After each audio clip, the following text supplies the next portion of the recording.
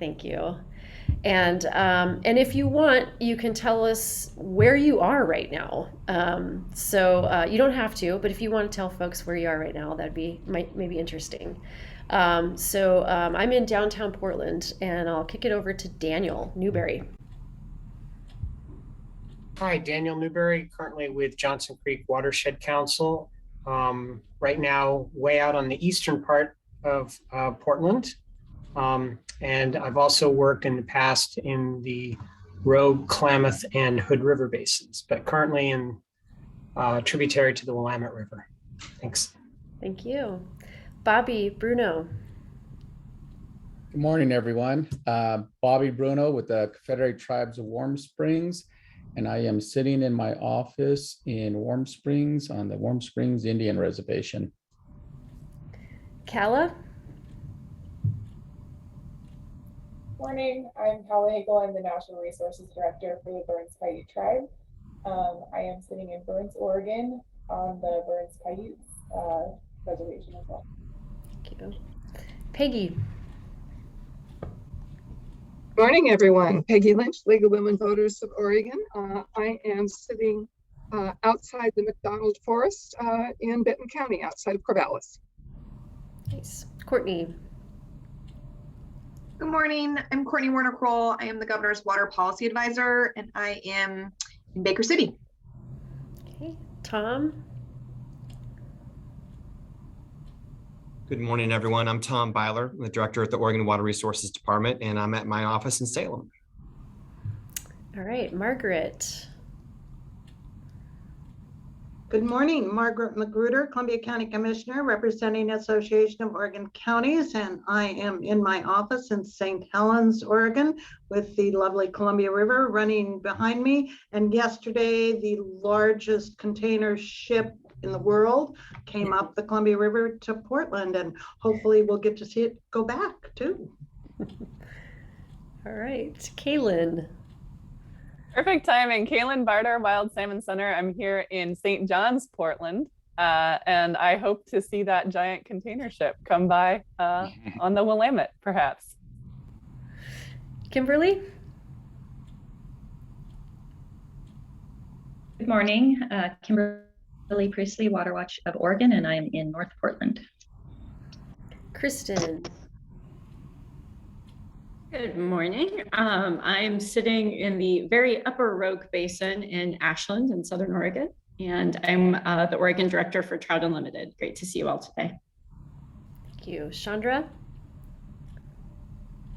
Good morning, Chandra Ferrari with Oregon Department of Fish and Wildlife, and I am in Salem in ODFW's headquarters building. Nice to see everyone. Bob? Hi there, Bob Reese, representing Northwest Guides and Anglers Association, also a board member for the Northwest Sport Fishing Industry Association. I am in Oregon City. All right, April.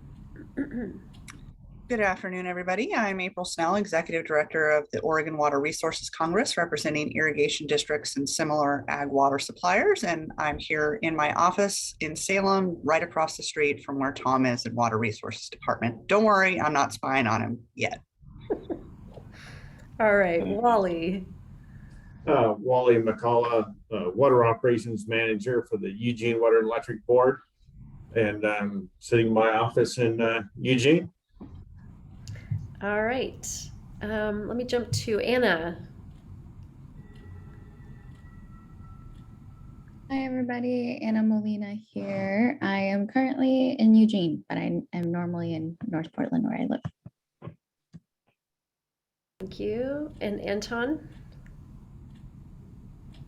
Good morning. Anton Kiono with the Confederated Tribes of the Umatilla Indian Reservation, and I'm here in Hamilton, Oregon on this rainy Tuesday morning. Thank you. Marianne? Hi, Marianne Cooper with the Oregon Farm Bureau Federation, and I am working from home today, which is unincorporated Clackamas County. Thank you. Tiffany? Hi, everyone. Tiffany Monroe. I'm a farmer in Junction City, and I'm currently driving to Astoria, so I will be off camera until I can get to a safe place. Okay. Thanks, Tiffany. Oriana. Hey, my name's Oriana Maniera. I'm the Energy, Climate, and Transportation Manager at Verde, and I am calling in from vacation in Mexico City right now. Nice. Kathleen? Good morning, everyone. I am Tribal Councilwoman Kathleen George, and I am connecting today from the Groundwater Reservation. Thank you. Dan Thorndike. Yes, Dan Thorndike, representing Oregon Business Council, and I'm in southern Chile right now, northern Patagonia, on the island of Chiloé. Nice. Okay. Yeah. Roslyn. Yeah, good morning, everyone. I am pretending to be in San Francisco, but but I'm actually in Coos Bay and Oregon. So my title is Natural Resource Director, and I work for the Confederated Tribes of Coos, Amco, and Sisolak Indians. I'm glad to be here today. Thank you, everyone.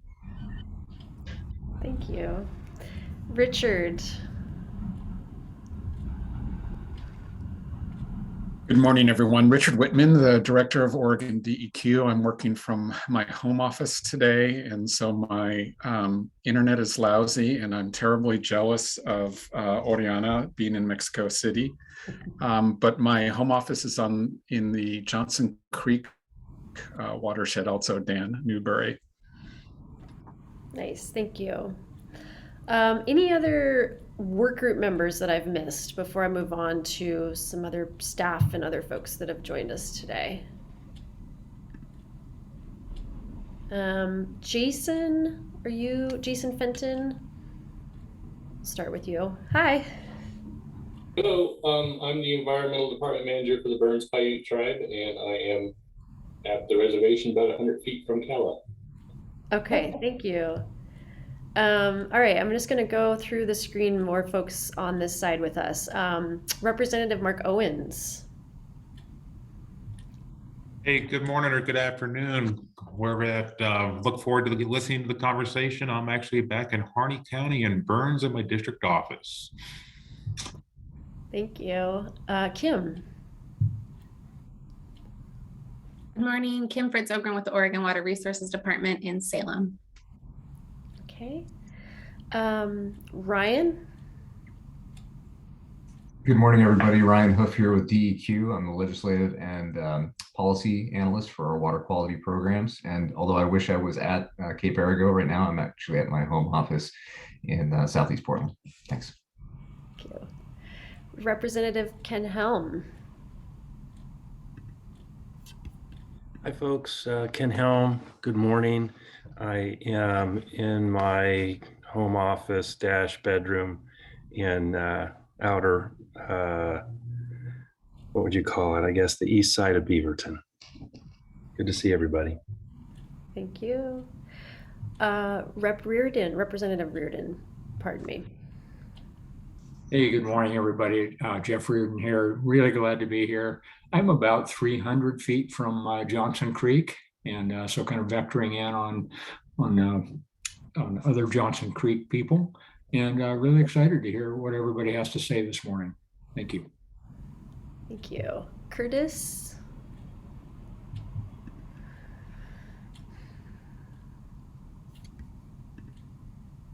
Oh, you're on mute still. Sorry, all right.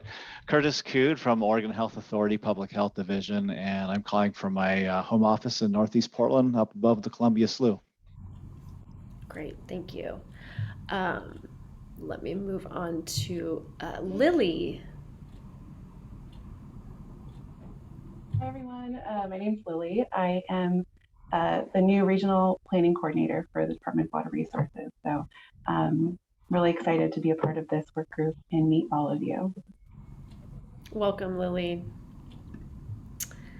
All right, who did I miss? I know our team. Jenna, let's go to Jenna. Morning, everybody. Jenna Stillman, Project Associate with Oregon Consensus, and I'm calling from home office in Hood River. Thanks, Jenna. Anyone else that I've accidentally not spotted on the little cubes? Okay, and we have a number of folks that are watching from the public side as well. So you've got a lovely audience here to kind of observe and see the proceedings of the group. So I just want to welcome you back. I know it's been a busy season for all, and just really appreciate that we're kind of coming back together again for our second meeting. Just to do a quick review, and I also wanted to just note that I believe Donna Beveridge will or is trying to join us for part of the meeting today, and she was not able to be with us last time either. So if she joins, we'll give her a little space to just introduce herself and get welcomed into the group. We also know that Kate and Kelly, who were here last time, will not be with us today. And I think JR is also going to be attempting to join in the call today. So we'll welcome him in when he gets here. And you were introduced to Lily Prawl, who's a new staff person with OWRD who will be working with this group closely. So you'll get to know Lily over our time together as well. So just wanted to give you a little extra welcome in, Lily. Thanks for being here. Just to do a quick review of our agenda. So we, after the last meeting, we were trying to cruise ahead with jumping into a bunch of content for today and realized that the group needs a little extra time to kind of make sure that you're getting oriented into your process and making sure that you all are kind of agreeing on, affirming your commitments to how you're going to work together in this process. And that really gets reflected through your operating protocols. So I just want to thank those who provided some feedback to the protocols, and you have seen an updated version that Jenna sent out, I think as late as last week, that have a number of sort of comments and suggestions and questions around process that we'll want to spend some time having you all kind of talk through together today, with a goal that we can get to a place where everybody feels comfortable enough in how you're going to work together and those norms around how you're going to work together, that we can proceed into content. So we did reserve some time for the last hour or so for some of the state agencies to talk about kind of what is the state of the system through a state lens. And so you'll have an opportunity to hear from them today. We're also aiming to really have you provide some direction on next steps for content. So setting the course for potentially some task-oriented groups, setting the course for some more information gathering along the way. And so we'll want to make time for you to discuss that with each other and provide a little direction before the end of this very quick 4-hour meeting that we'll be on together today. We'll also make sure we give time for a break. I know 4 hours on Zoom is, some would say that's not reasonable at all. And so I appreciate that, and we'll make sure to at least give one break. But if folks are feeling like we need another break, just speak up and we'll go with the will of the group. We know that this is, even though we've had, many of us, lots of practice with this over the last couple of years, it's still, it's very taxing, and it's can be very exhausting to try to stay focused in this little Zoom room together. So I think the other thing we'd like to touch on is where is their appetite and will of the group to try to think about in-person meetings down the road. So we'll talk about that later today as well. So really, it's just a chance to review and affirm your purpose and norms through the protocols, to begin co-learning on Oregon's system, but first starting with kind of state lens, but we'll move on from there in subsequent meetings. And then, like I said, setting the course for your content next steps. So I believe that Donna Beveridge has joined us by phone. I see you in name, Donna. So why don't you introduce yourself and let us know kind of your affiliation, maybe where you're at, and if you like, because we asked this last time, any sort of high hopes that you have for this work, the work with this work group. Yeah, this is Donna Beveridge, County Commissioner and the convener for the Upper Grand Ronde Place-Based Planning Group. And we will be going to the Oregon Water Resources Commission to do our presentation March 17th. And my hope is that we become successful in implementing and helping other people to learn things that we've good, positive, and negative to make it easier for the people behind us that are moving forward with their planning. Great. Thanks for being with us, Donna. And I guess just one norm that we might want to establish if folks are okay with this is to have the work group members actually on video. So I see a few of you, but many of you are not on video right now. And I just wonder if that might be a way for us to have some semblance of being in a room together, and also just have an opportunity for the work group members to kind of be in the front of the room together. To me, that can go a long way. Not that we can totally read your gestures and eyebrows, but it's nice to have a sense of being in a room together. So if it's possible, and I recognize that there's many reasons it might not be possible, so we respect that as well. All right, and I believe we've been joined by another workgroup member, Adam. So Adam, if you're in a place that you can come off mute and say hi, tell us who you're affiliated with for this work, and if you want, tell us where you're located right now.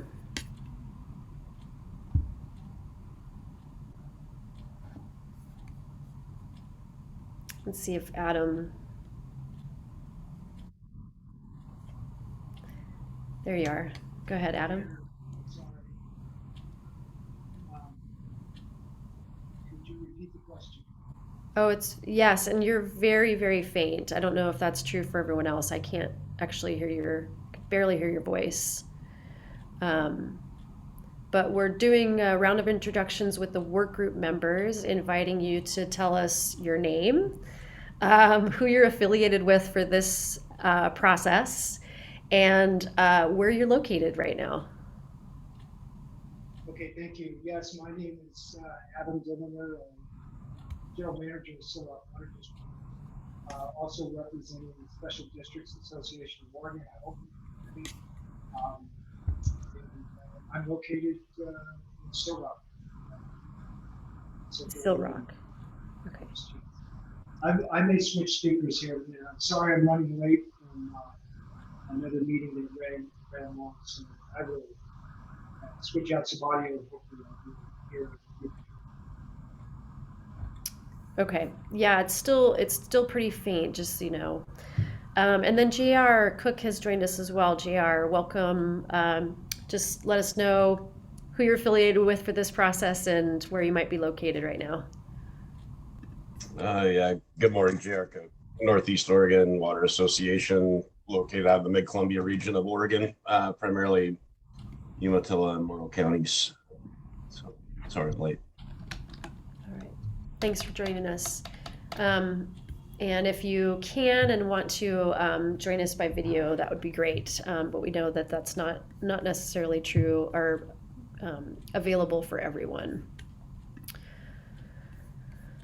All right, so let's get into a review of the protocols. Like I said, we really appreciated having some feedback on these. You know, honestly, this was just kind of a here's how work groups have organized around efforts like this in the past, and this is your process, and this is a really, really critical step for you all to kind of come in together to say, how do we actually want to work together? How do we want to organize ourselves?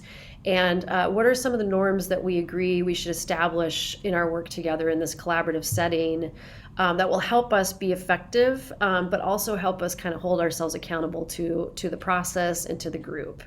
So with that in mind, we did get some really valuable feedback, and just want to walk through some of the questions and try to get to a place where you feel, like I said, comfortable to take the next step, to really affirm that this is a good reflection of how you want to work together, and then we can move on and dive into the content. Because that's really the hope, is that we can get your focus then into the content, and you don't have to anyway. So I'm going to pull up the document. at the risk of that being a little bit awkward, I just want to kind of walk through these and really show, just kind of show where we're at with the version that we're at. So if you can't see the screen, just please speak up and I'll make an adjustment. And then let me see if I can get to, hold on a second. I'm gonna pause sharing for just a moment and get to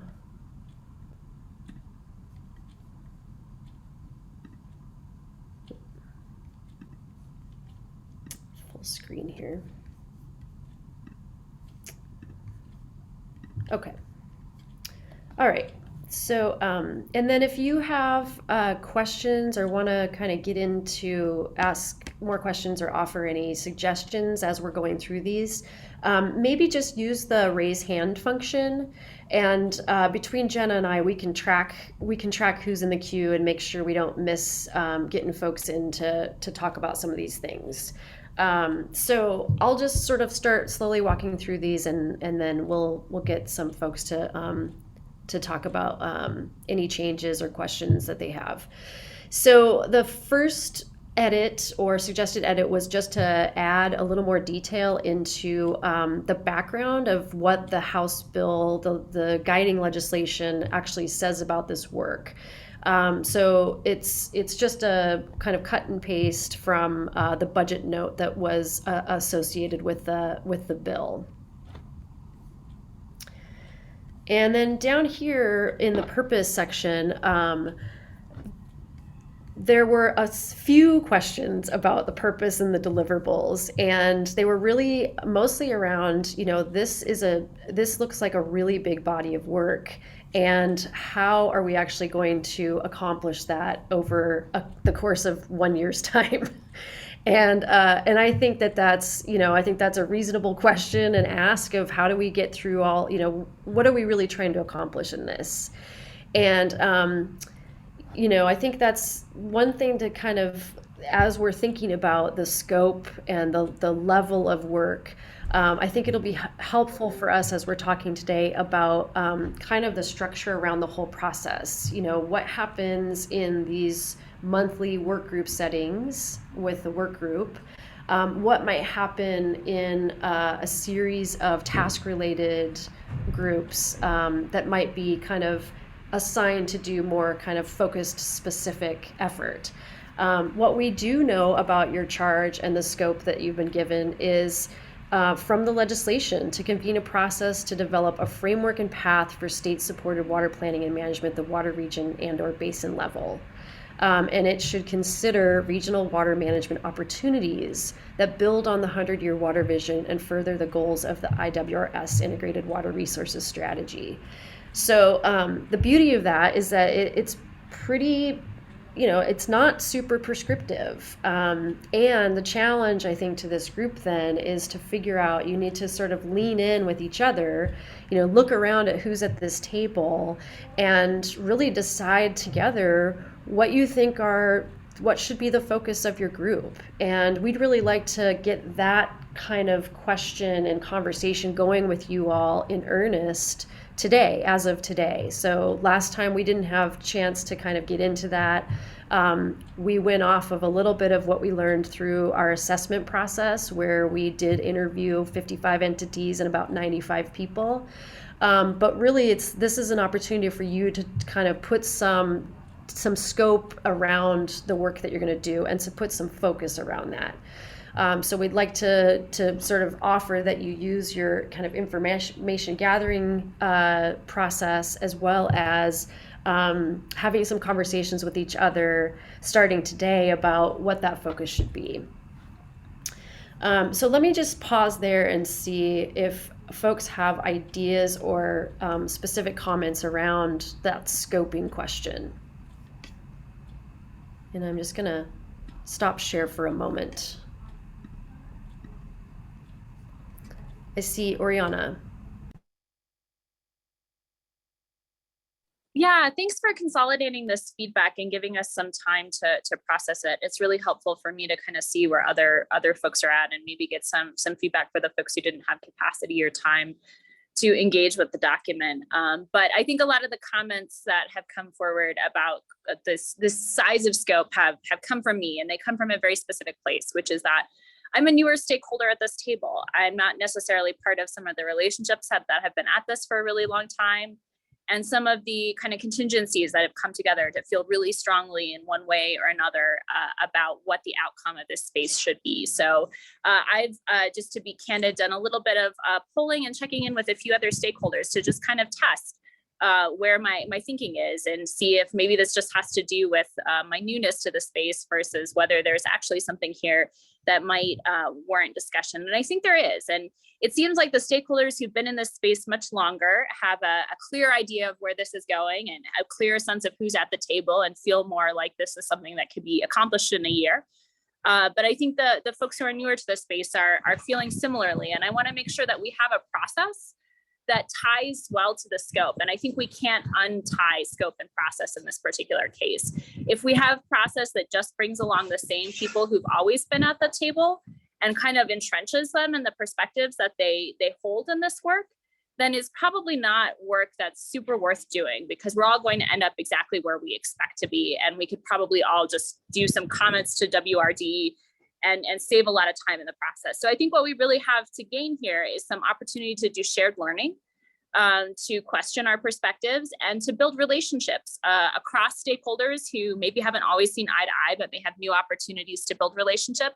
And more importantly, for some of the newer voices and faces in this work, really find opportunities to integrate. So I'll close my kind of long spiel with a little bit of a process request to the end of scope, which is I think we can try to do this body of work over the year, but the structure will really matter. And I think there are two key pieces. One is subgroups to help carry areas that folks are really passionate about, certain questions that can kind of get things done between work groups and bring back recommendations of some sort, or just bring back discussion or questions or a recap of debate that's gone on that might be helpful for folks who haven't dug into that issue as much.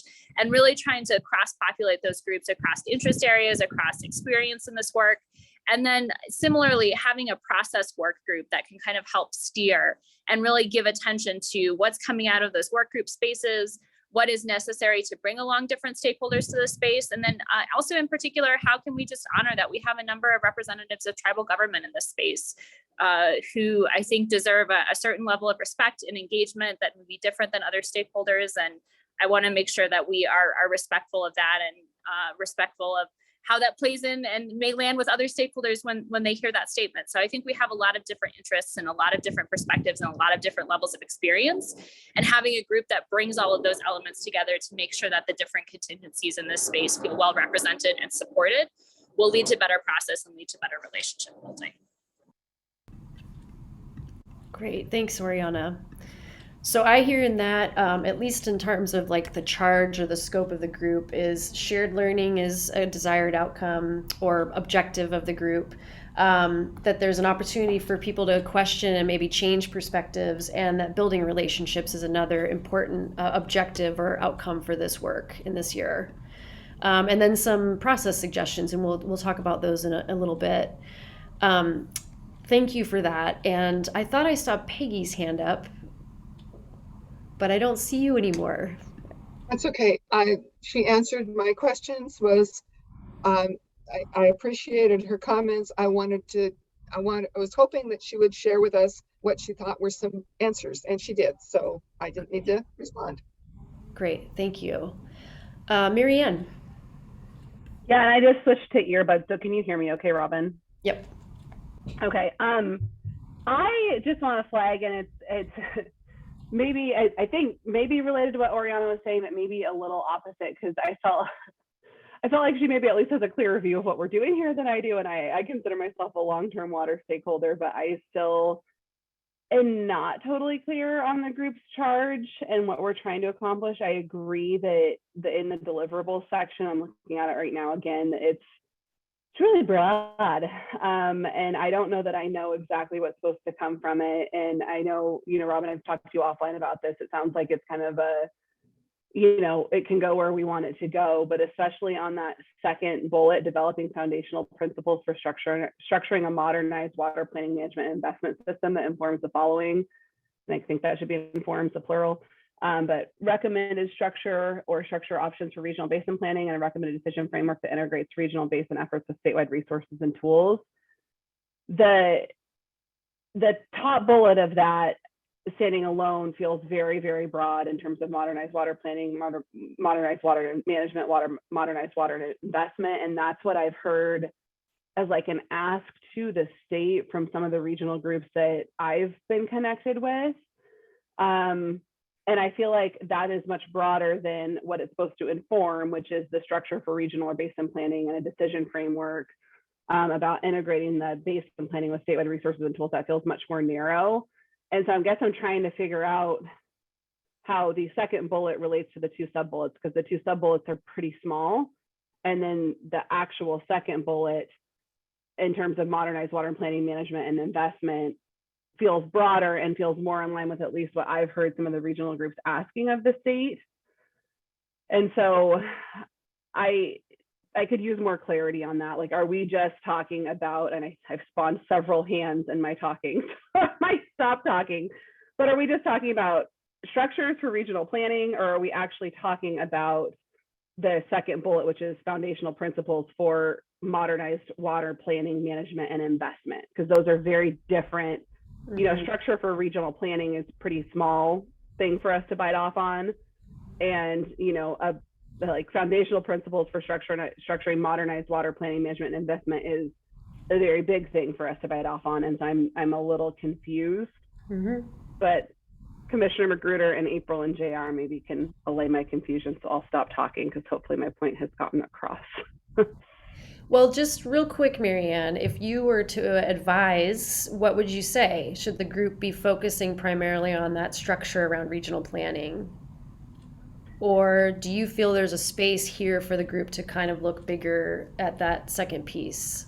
And I'm just curious if you have a suggestion for the group to consider around that scope. I mean, I guess to me, one feels too small and one feels too big, because Okay. we're a large group, right? And so doing something like talking about basically like modernized systems for water planning, management, and investment is a really big thing for us to bite off on, and probably not a charge that we can readily coalesce around, at least easily. But talking about, a structure for regional planning is a pretty small, I mean, it's like, are we just updating place-based planning? It's a pretty small thing, even though I certainly think we can fill time with it.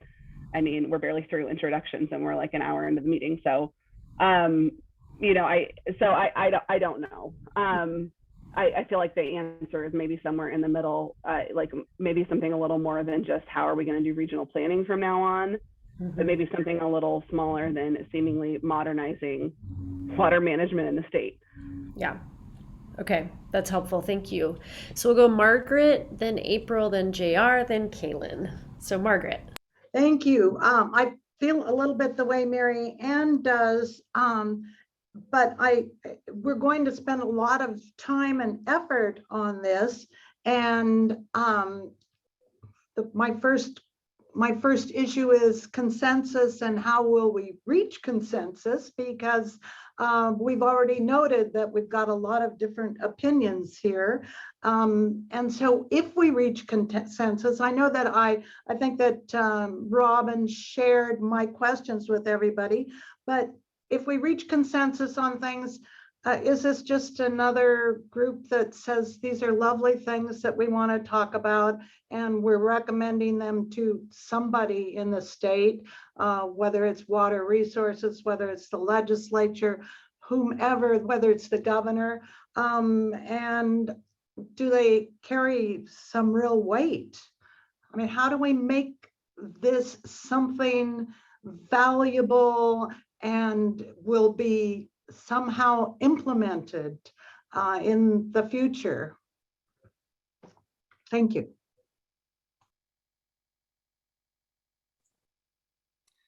Okay, I believe I was next. So I agree with comments that have been made by other work group members in part. So I'll just share a little bit of my perspective. So I think we're all struggling with the fact that this effort, which I think has a lot of potential, and I think that there's a lot that we can make positive out of it with the wealth of shared experience that's embodied in the work group. But it is very much suffering that it was a budget note. It wasn't legislation. There were attempts at legislation that were not ideal. And I think that it is also a product of a virtual session and us continuing to operate in a virtual environment. Whereas if we were already meeting in person as a group, a number of us that have never met each other would have had the opportunity to do so, to learn from one another, to build upon those experiences. And we are suffering from that. So I do think looking forward to having some of these meetings in person is going to be a necessary aspect of us being able to accomplish anything at all, whether that's just simply learning from one another or whether it results in a list of recommendations. I think the other part is that this topic generally around planning is unnecessarily complicated in our state, and that every sector seems to have a level of paranoia about planning, which, you know, there are reasons for that, but I also think that planning in itself shouldn't be viewed as something to fear. I think in looking at the scope that we have and trying to dovetail some of the comments that I've heard today, that I think ideally we need to be looking at this as, at least in my mind, of we have a lot of folks here who haven't been as immersed in water policy as someone like myself. But on the other hand, every single work group effort that I've ever participated in, I learned something. I learned something new. I learned something about another person's perspective. And that happens organically generally. Although I would also say that we have set up today some additional learning modules, I'd say, and perhaps there's a way that we could have some side meetings. I may have suggested this before, to where if people want to have additional conversations, for example, I would love to learn more about the various tribal perspectives, knowing that each of them are very distinct and different. Should that be something necessarily that we spend a whole meeting on? I'm not sure, any more than I'm sure that some folks might want to learn more about our efforts with irrigation districts, but it's not something that should take away a whole group meeting. Because the reality is, while this isn't as formed as maybe other work groups have in the intent, purpose, and scope, there is very much a deadline that looms over all of us, or at least those of us who work in the legislative arena, which is absent anything we may decide as a group, there will be ideas that come out of this effort that will end up in the legislative arena. We have legislators that are involved in this process, but there are also this need for having some sort of state-supported structure or the ability for the state to engage in these regional efforts in a way that's productive and helpful is going to keep coming up because there are different regions who need it. I believe that a consensus-based process, and I think that's a very important aspect, that we're not driving to grind people into submission and in true consensus, rather than have something that's based on the idea of consensus, and that hopefully we can have some shared ideas. I'm not trying to look at this of we need to have a legislative concept that comes out of this, but there is going to be a report. You guys at the Consensus Center and WRD are charged with that. And I think the legislators both here today, as well as the legislators and the governor who will take office next year, will anticipate there being something that represents the shared ideas. And while I'm all for learning experiences, and I will offer myself up to anybody who wants to learn more about the agricultural water sector, it is also something where I feel we have a limited amount of time in order to drive to something. And I do think that as we start getting into the meat, there will be some things that will be identified as, nope, that's not going to happen, because if we start down those discussions, it's going to freak everybody out. And that's not going to be positive. But on the other hand, I feel like there's a whole lot of stuff in more of a middle land where some of us could be like, yeah, that sounds like an interesting idea, or maybe that's something that the state could explore in a pilot project, or maybe that's something that would be worth there being additional funding or an additional study or something like that. So I apologize for going off a little bit, but I do think that it is something where it's not the ideal and how this got set up, but we have an opportunity here, and the investment that's been made, and particularly having a facilitator, is something that doesn't come along very often. And I'm really hopeful that we can come together around something that allows us to, I think having something that gives the state further direction on how they can engage in regional planning. And that's about as specific as I think I would get at this point, but I think that we have to try. And so I'll stop talking now. All right, so it sounds like, what I'm hearing is a little addendum to the suggestion of we need to do shared learning as an objective, building relationships as an objective, and then also creating shared ideas as an objective. So that's where, Margaret, the question of consensus and how do we, what's the value of that? How do we know that it actually has meaning? There's one response is that absence agreements, that individuals are going to fill in with their interests and advocate for their interests in different forums. This is an opportunity for a very diverse cast of characters and needs and interests across the state to come together to see what are you learning together? Where do you have shared values, and where might you have some shared ideas to advance? So I'm going to go to JR and then Kaylin.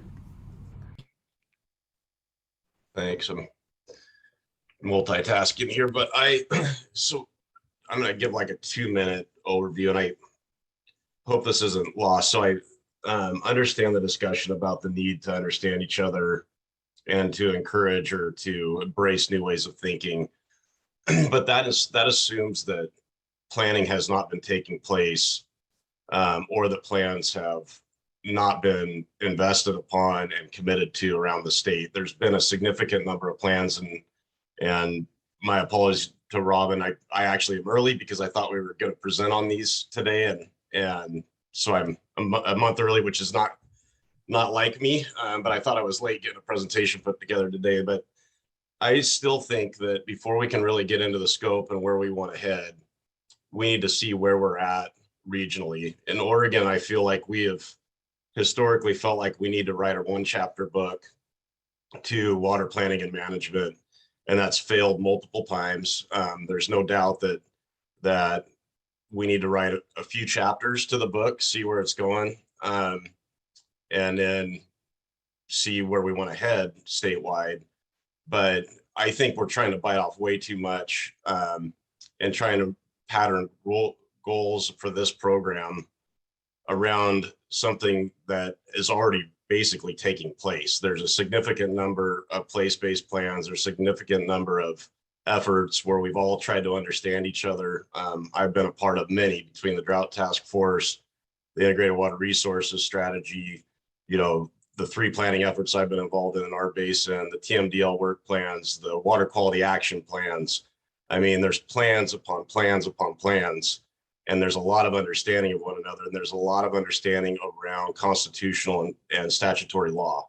I think we need to take some time and understand that, and understand where these basins are and where their roadblocks are, and what some of the opportunities that they either have failed to jump aboard, or opportunities to seize the moment and get everybody roped in to implement their plan that went away.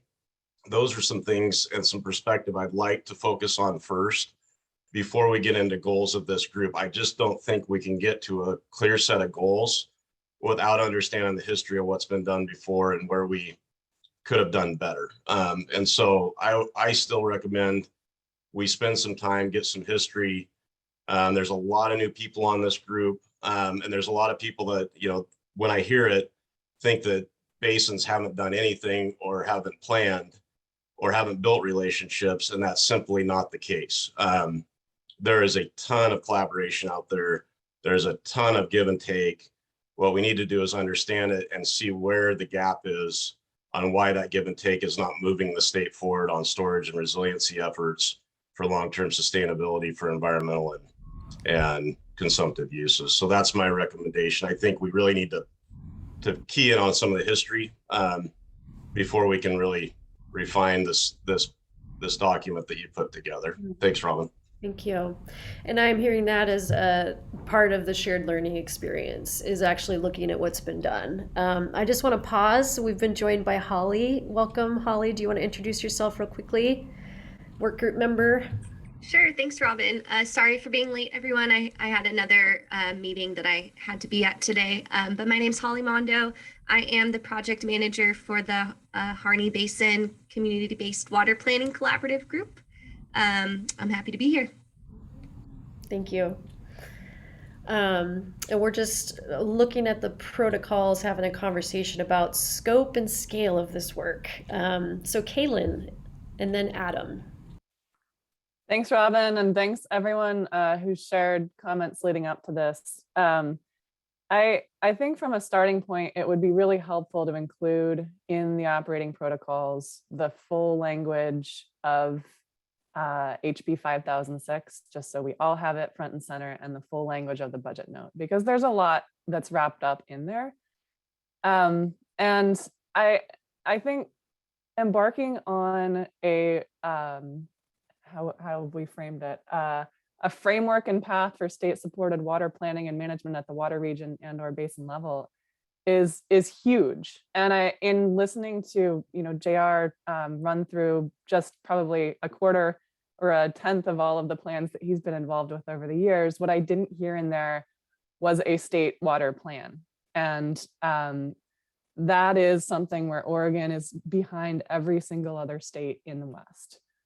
We have done a poor job of supporting regional planning efforts, integrating regional planning efforts, and coming up with the state framework for how that occurs. And it shows. I mean, when we are now getting hit with a tidal wave of federal money, we don't have that plan that we can point to that has clear goals and strategies on a water region level. So I think I agree with many of the points that folks have made. I do see this forum as a way for us to share knowledge and build relationships. There are many people in this room that I know, and there are many people in this room that I do not know. And I am so excited by that, to learn more perspectives and more experiences around water and not recreate the existing generally exclusive processes that we have in this space. Planning is inherently hard. And I really want to echo the calls that have been made for shared learning about both state-based regional efforts that have occurred here in Oregon, and especially look at how other states have embarked on their own state water planning journeys.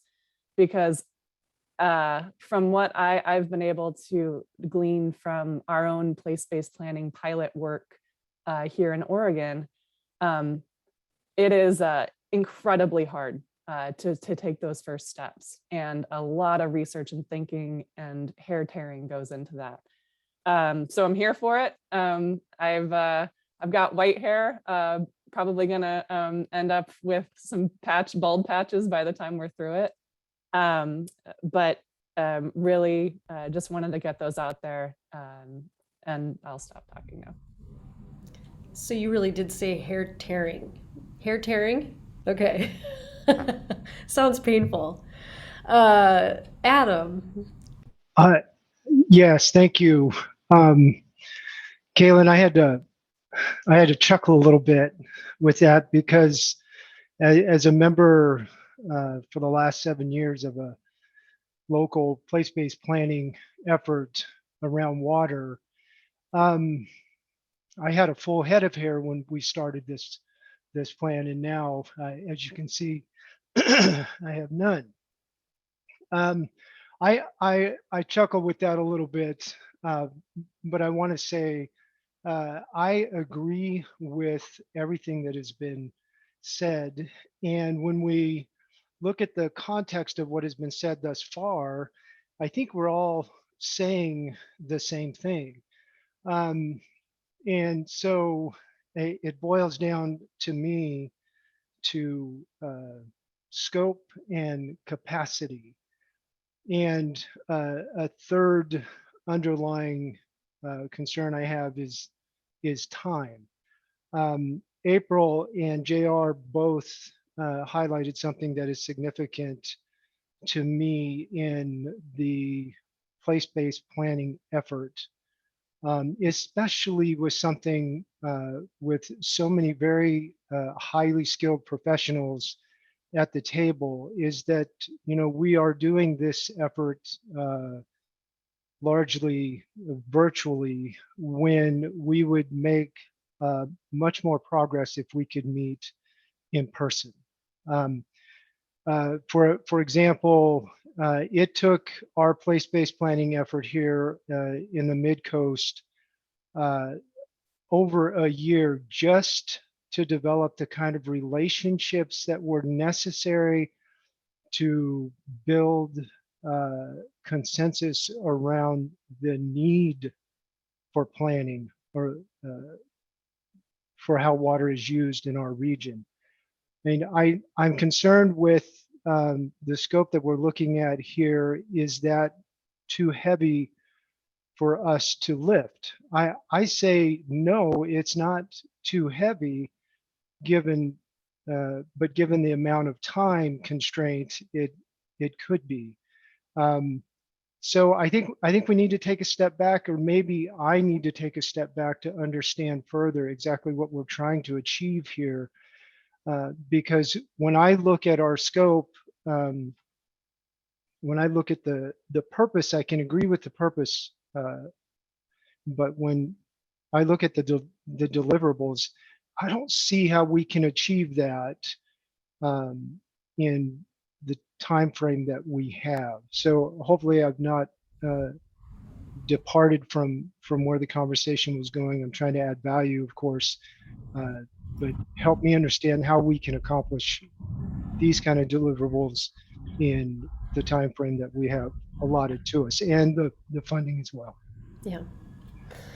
So I'm going to bounce to Kimberly in a moment, but I want to make a proposal based on what I've heard so far, because this is going to be both a sprint and a marathon for you all. And so I wonder if not draining all of your energy in this moment on trying to get the words precisely right about your scope and deliverables in the really the procedural document. And instead, I wonder if we try to back that out and just basically use the language that directed this work, which comes from the bill and the budget note Kaylin recommended, and that we make sure that you agree and sort of clarify that really your objectives are there: shared learning, building relationships, and popping out, producing some shared ideas and recommendations around this idea of a state-supported regional system. So I just wonder if maybe rather than us trying to wordsmith and get the words precisely right, because there's a lot of unknowns, that it's going to require you to all have conversation and learning along the way that'll help to crystallize and define a little bit more what your deliverables will be. I just wonder if maybe we back some of this out from the protocols document and engage in the actual conversation that you need to have, just as you're starting to have right now, about what are we trying to accomplish here, and what should be the big questions that we're asking ourselves and trying to try to define and reconcile in this space. So let me just test that out to see if that maybe gets us somewhere in this section of the protocols. And I'll start with Peggy. All right, thank you. I appreciate that. I really think, listening to everyone, JR probably had the best of all ideas. We need to leap into a shared learning about the regional planning that has been done, because that will help new members learn about those processes that were pluses and minuses. And maybe the rest of us will also pick up on new ideas, new thoughts, or whatever. But I think we're just going to have to leap in, go forward, and have perhaps return to this conversation after we've had those presentations so that we can then say, now I understand what the positives were, what the negatives were, and to follow with Kaylin's comments, perhaps what happens in other states. Because I think the whole general idea was to try to figure out how we can do regional planning, understand the need that we need to have planning for water, and figure out where we go from there. Anyway, thank you. Okay, thank you. Tiffany? Hi, everyone. Can you hear me okay? Yeah. Okay, awesome. On my hand. I really appreciate every single commenter thus far. I've picked up something from each of you. I wanted to express my caution towards anything that is related to a statewide plan. I think we've seen efforts similar in the past, like let's see, like the 100-year water vision. Although, you know, it's a great effort, and I, you know, can see why some sort of state structure and process is needed. It doesn't leave room to reflect of what's actually needed with our unique watersheds and water systems within Oregon. I'm blessed to come from multiple family farms, and even though you know the distance between them isn't far, the needs between each of them is vastly different. In my other role besides farming, I work for Oregonians for Food and Shelter. I represent a lot of grassroots groups around the state, and just between like Clatsop and Clackamas and Tillamook counties, and depending on which community you're talking about, the needs are so different. And there's also a seasonal difference of what water looks like, you know, in the winter and spring versus summer and fall.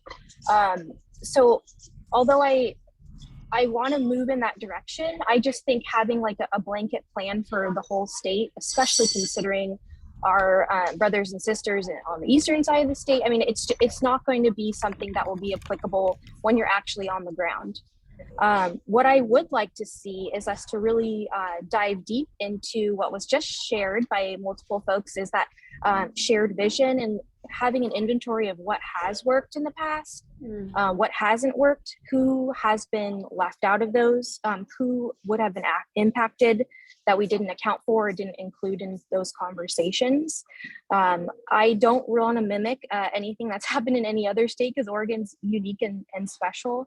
And it's something I would really love to see. And as folks were talking, I started to flash back to a bill that the Racial Justice Council Environmental Equity Committee had worked on. It's an environmental justice bill to have an EJ tool that collects data from around the state, and that is the data presented in the map is used to make investment decisions. And my vision and what I want as a farmer on the ground, and someone who lives in communities and represents community, is a nice pathway. I believe, as maybe Kaylin had mentioned, it's like when there is money, I know it's easy to talk about now because we have an absurd amount of money available from the federal and state levels. It's like, how do we move and shift resources, and how do we identify where those opportunities are that will have big impact? And also, you know, what data needs to be collected.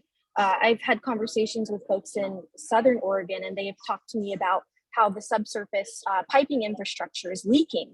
And it's like, yeah, we can do things like brush our teeth for only 30 seconds and take a short shower and do all this stuff, but a lot more water could be saved if we had investments for piping and, you know, different types of modernization and recycling of water. And that kind of gets to that bigger innovative vision for future, which might be tough for us to get to, but I'd love to know what's happened in the past. What can we glean from that? Who should we be including? But then also create a pathway for us to shift and move resources that will make huge impacts for us, that will reflect the unique needs of every single space and community in Oregon. Thank you. Thank you. So I'm going to just pause us for a moment, because I think what is happening importantly is we are shifting now into conversation about content, substance. What do we want to be talking about? We're already starting to kind of get into some of that, which I think is really where we're trying to move. And we've got to button up these protocols. We've got to get your procedures sort of like just buttoned up enough that you feel comfortable to move on, because that will become important later. It will, whether we know it or not, it'll become important later around how do we know if we've reached an agreement? What are we doing with these agreements? How are we working together? And what do we do if things aren't going well? How do we manage that? So we've got to sort of get back a little bit into the procedural part of this. But I just want to show you a quick visual of a couple of things that I think potentially are reflecting some of the conversation that you've had this morning about the scope question, and how it's really not clear yet because you haven't started your work yet. And because the sort of direction that you've been given is pretty vast, there's a lot within that kind of question that you can explore. And I think that's really going to be a lift that all of you need to lean in and kind of work together. So here's just a visual of sort of some structural pieces. And Oriana, there's a couple questions or suggestions that you had made around, process that I think maybe do get reflected here, and we can evolve this even further today if there are some more specifics that we want to put in here. But really the main kind of consensus seeking or agreement seeking group is you all, the House Bill 5006 work group. This is the place where you do your ongoing learning, you do your deliberations, and you do your consensus or agreement seeking. You are informed by and working with others that are subject matter experts, their technical advisors, and their public or other community or stakeholder forums, to be determined by you. The suggestion to have sort of subgroups that are doing work in between the main group, here's where we've sort of suggested there is a structure for that there's kind of these task or issue specific groups that would take a bite-sized piece and go and do some more learning and thinking, and maybe developing or evolving some ideas that you could bring then back to the house, to the main work group here. And that would be an opportunity to recruit others, recruit experts, recruit and converse with community groups, bring in technical advisors, or set up sort of ways to kind of channel in more learning and sort of more voice, I guess, and perspective into those conversations. And then really filter that back through this work group, which has its own sort of container for conversation and deliberation. And then where does anything go? So possible channels for the work group deliverables would be, some of the obvious ones are back to the legislature, through the IWRS update that will be coming down the road after, kind of as your work is underway, possibly to the Water Resources Commission, and possibly other state, local, federal, or other decision-making bodies. So I think that's a piece that will get determined as you figure out where you have some shared ideas, is what we'll call them for now. And if you start to develop these shared ideas into something that you want to recommend out, you will talk together about where those should go, where they're appropriately channeled into decision-making forums beyond this work group space. So that's the authority and the potential that you all have in working together. But want to just be really clear and open to that there's this kind of whole concentric circle or bigger circle for task-related work, and drawing in additional perspectives, ideas, expertise, and resources into your process. And you all will just have to figure out how best to manage the time that you have together. And so important step will be, let's think about what are the big issues that we feel this group should be looking at with regards to a state-supported regional planning system for Oregon. And then if we could go to the next slide, Jenna, we've sort of mapped this out into maybe a little bit looser of a timeline than we had sort of posed in the protocols, because again, it's not you'll know over time what you're accomplishing, right? But there might be some helpful milestones or deliverables on the way. So if we look at the main objectives, not much different than what you've said, I think.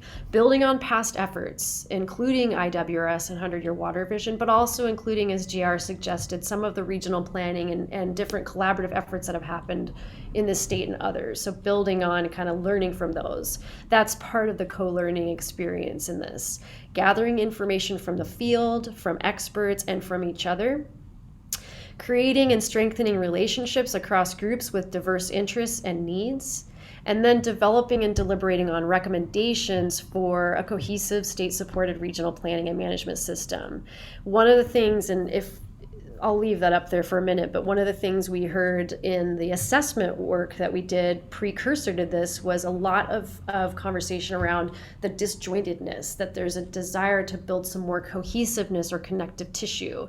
And so what that looks like, you all get to an opportunity to talk about that. But we did hear that pretty clearly. That's something that the system, there needs to be some examination of that and some figuring out of how to build a strength in the connective tissue between all these efforts, and also between the state's resources and tools and the regional planning efforts.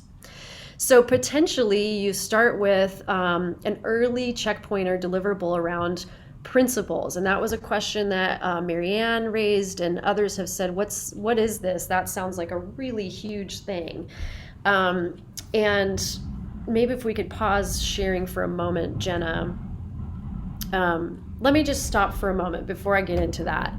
So if we were to include for your scope the House bill language that, directed the funds in this work, and to put those objectives, which I've heard each of you voice in different ways in this conversation this morning, and we definitely heard that reflected in the assessment work we did getting ready for this work. Does that get us to a level of comfort to just say, we know that we have to learn a lot, and we will start to really crystallize what our focus is going to be over time, as opposed to trying to be really prescriptive at the outset with this kind of vast kind of question mark that's in front of you. So I just want to find out what's the level of comfort with that piece of, are we comfortable enough just saying these would be our objectives, and we know that there's some defining language from the legislation that directed the work and the funds to do the work?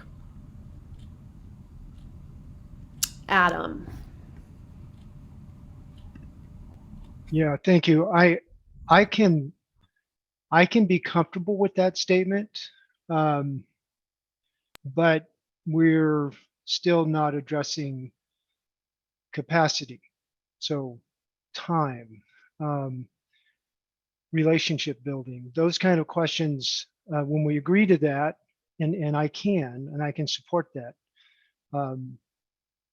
we leave those other questions sort of unanswered for the moment in our effort to achieve what we want to achieve. And I know we're getting there in this, and actually the conversation we're having right now is part of reaching that level. So that's why I appreciate it. But I want to say that while I agree to that, I still think we have other questions we're going to need to answer. Holly? Yeah, thanks, Robin. I can be comfortable with that statement as well. I think that something that we'll find throughout this journey, throughout this process, is that we can plan a process as a work group, and we can stick to that process, but the process is going to be ever changing and ever growing and ever evolving. And so whatever we set up now, I think we need to remember that we need to remain flexible. And it also might be really helpful to have a steering committee. For us, we call it a coordinating committee or something like that, that's in charge of managing that process, so that the working group, when we meet, we can talk about these big ideas and not have to worry so much about process and sticking to that. So I think that once we do hear from other groups, other locations that are doing this kind of process, this place-based planning, regional planning, we'll find that a lot of those groups have an entity, not an entity, but a crew of people from the working group, from the collaborative, that are in charge of making sure the process remains fluid, also flexible at the same time. Great. Thank you, Holly.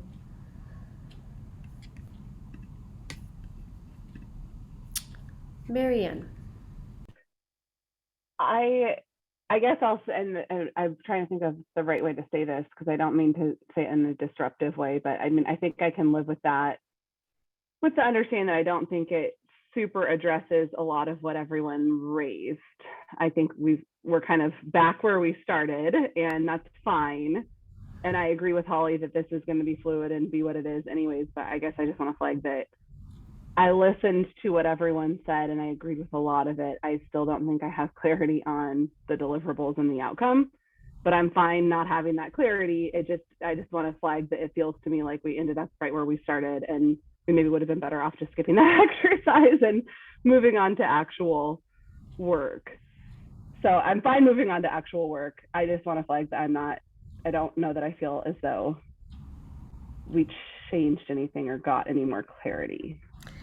Yeah, I think that's right. And I think what you're all voicing is that part of that is because you haven't gotten into the work. And part of that is that you do have a pretty big space in which to choose where your own adventure, where you go. So we want to engage in that conversation. We want you to engage in that conversation with each other, which I think is really beginning now. It's really starting right now. My only suggestion was that we don't expend all the energy trying to get the words right in the operating procedures, but really allow you to get into that discussion with each other and kind of start to formulate that focus in due time. But I definitely hear what you're saying, and that that vagueness it's not comfortable for everyone, reasonably so. So I'll go to Margaret, April, and then we'll move on to the other sections of the protocols. I guess that's part of my issue also, is the vagueness. I feel like I need a little bit more clarity on all these things rather than just talking about it. I certainly agree about the educational part of it. I'd love to learn more about the existing plans and how they have been developed. But we talk about a path for state-supported water planning and management. And does state-supported mean that we're going to be funded, or there just isn't a lot of clarity about all of this. And so perhaps my job is to learn more in the process and not expect immediate results. I'm a farmer. You see a problem, you figure out how to fix it, and you go out and fix it. And so it becomes frustrating just talking about things and not having a clear path. Thank you. Thank you for that. April, and then Oriana. Thanks. And I think, Robin, the materials you were showing on the screen, that'll be helpful for myself and others, because I mean, it's also, most of us, actually all of us in some way, have a greater set of constituents that are relying upon us to engage in this effort and represent their interests and needs as well. And I think that's something also that we need to be cognizant of ensuring, especially for, actually many of us here are from very small organizations and have a lot on our plate. And in order for us to keep being involved in these meetings and dedicate the time that's going to be involved for it to be successful, we need to bring along those folks as well. And so I think having additional materials and timelines are going to be helpful. As far as the overall protocols, I do think, the budget note is what we have as far as there being clear direction. But I have my own ideas of what we can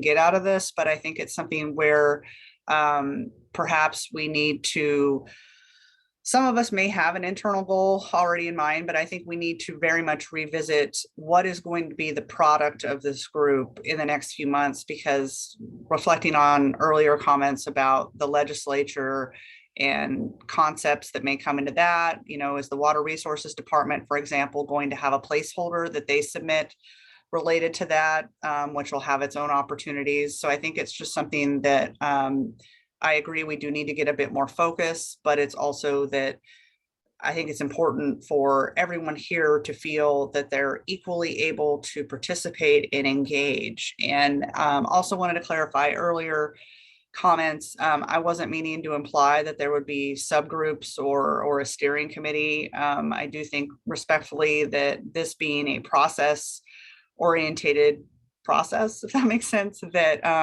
it is important for everyone to feel that they're able to participate in all the conversations, but it may be where we need to have some additional learning sessions about a specific topic area or different things along those lines. But I think I'm supportive of us getting into the work and trying to continue that learning experience and see what ideas, and again, that's the word I'm using, not a set of recommendations or legislative concepts, but ideas that we may be able to coalesce around that can support the state's role in these regional planning exercises. So.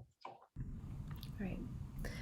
So let's go to Oriana, and then we'll take another step.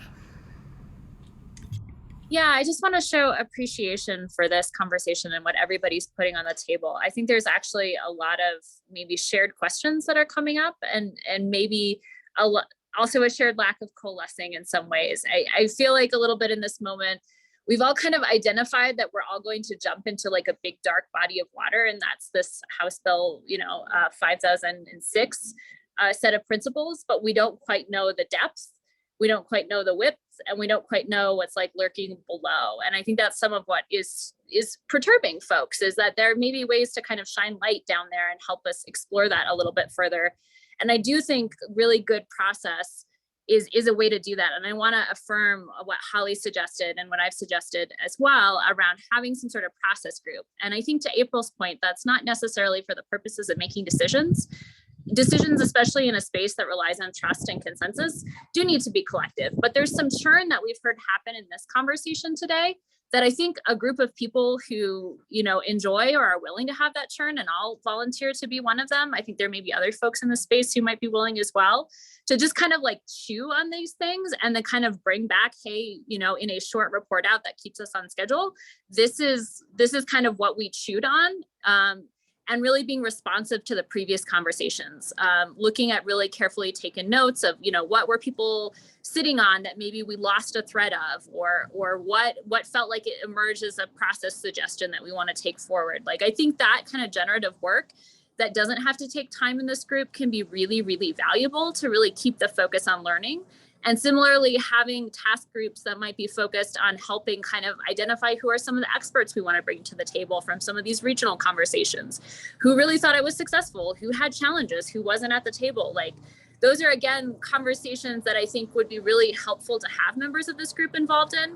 May not need to be everyone, and can help bring the right information and the right process to this broader group and not have to use valuable time for that work. And I'll make a last suggestion. This may be, and for assigning task groups, its own task group, or maybe the purpose of another task group if this does feel like a road folks want to go down. And that would be, I'm hearing one of kind of the things lurking below is that we don't necessarily have shared definitions of what kind of regional means, what state supported means, what planning means. And I've heard that come up from a few folks. So I think I don't know that that's something we need to spend time on here, but having some folks who are willing to kind of get into that and maybe identify what some of the different perspectives of those definitions are and bring them back collectively could be some generative work that could help propel this forward if we kind of understand. I think we have a sense of where our own definitions are. We might have a sense of some stakeholders, but as folks have noted, there are many new people in the space, or many folks that not everybody knows, and understanding what their definitions are of these key elements of 5006 could be a valuable way to avoid kind of diving into the work and then like running into some sort of alligator down there, metaphorically speaking, that we might have been able to kind of like know was there and know how to navigate more thoughtfully if we kind of put in that time and create those supports collectively without making any decisions outside of this particular space. But giving ourselves tools, giving ourselves lights to shine could be really valuable. Great, thank you, Oriana. So let's look at some of the rest of this document, because there are some of the procedural and process structure suggestions that have been made that maybe we've got captured a little bit and we just need to refine them. So I'm going to share my screen, and I want to be cognizant too of our break time, which is at 12:45. So hopefully if folks can hang with us for another 20 minutes or so, we'll make sure to give you a break. So I'm going to share my screen again. We'll go back to the document of the protocols and move down to just a few of the other suggested changes that were made. This was some just refinement of sort of what the preferred qualifications of the work group would be, adding in some representation of interests across ecology and watershed health, community-specific experience, folks from different urban and rural, but also different watersheds dispersed across the state. And then a suggestion that there's kind of one of the qualifications is that there's a shared interest in building relationships and learning collectively around water. The membership is the membership. And then further down, what we have called task groups has also been called some other things in this conversation, but really this would be an opportunity for, as a task-specific feature of the process, that work group members could identify and sort of direct some task group formation to gather information and develop ideas for maybe not proposals, maybe it is shared learning, maybe it is just informing the work group, or maybe it is actually like building on some ideas and bringing them back to the work group. This process feature would be developed and directed by you all, and really the sort of, it wouldn't have a decision-making authority, but it would sort of funnel any ideas and products back through the sort of main work group table for further deliberation and consideration for, agreement where there may be agreements. The task groups could be comprised of members of the work group as well as additional outside experts at the group's invitation, or perspectives at the group's invitation. There were lots of questions about engagement and broader engagement, and so we put a little more detail onto that. Excuse my sorry, I've got sorry about that. Opportunities for broader engagement would include, first of all of you keeping your constituencies informed, hosting these meetings once a month for the work group and making those accessible and recorded for the public to be able to track. OWD obviously is hosting a webpage and has materials up there, but also you could recruit additional perspectives or expertise to speak to the work group. So that's the co-learning space. You could recruit additional perspectives or expertise to be part of task group work to inform development of ideas. You could direct or suggest providing informational updates in other forums to inform key stakeholders of the work happening.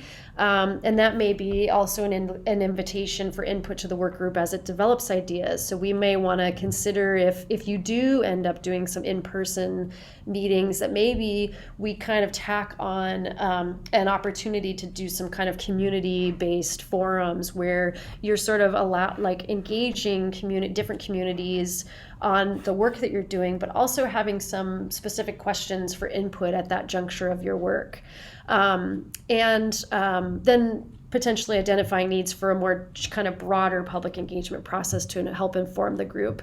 And we just want to be clear, these are all things that I think we are kind of ready, kind of as a process structure to run with and to work with each of you on to help develop those. And maybe Oriana's, I think your suggestion about those of you who are kind of like talking about those things and thinking through those things and have experiences, that maybe we kind of recruit a small group of you to kind of help think through that and bring some ideas for that kind of structure to come back to the work group and get things underway. So that actually idea of maybe a process-related committee shows up down here as well under the organizational structure. It's called a potential steering committee, and we might not want to call it a steering committee just because it's like Oriana suggested. It wouldn't be a steering like decision-making group. It would be more of a process support team, coordinating team that can do some of the offline work in between meetings to help, making sure that the agendas are getting developed that are reflective of what the group needs, doing a little extra legwork to kind of help organize some of the process elements so that there is some fluidity and that you're using your time in this space to really focus more on the content and focus more on the sort of substance of the issues rather than just the process and procedure. Peggy, I see your hand up. I appreciate the opportunity to say a couple of things that continue to bother me.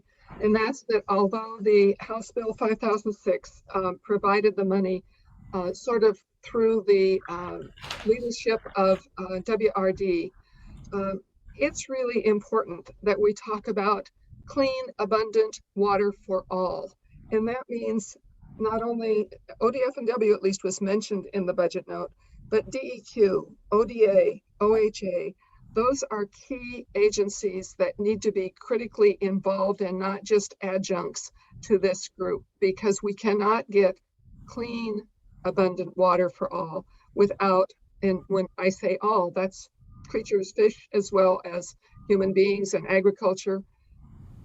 And so it continues to bother me that, and I realize it has something to do with the legislation, but I want to make sure that we remember that those other agencies, and I appreciate that that some of those agencies are here today, but I want to make sure that they are highlighted a bit more.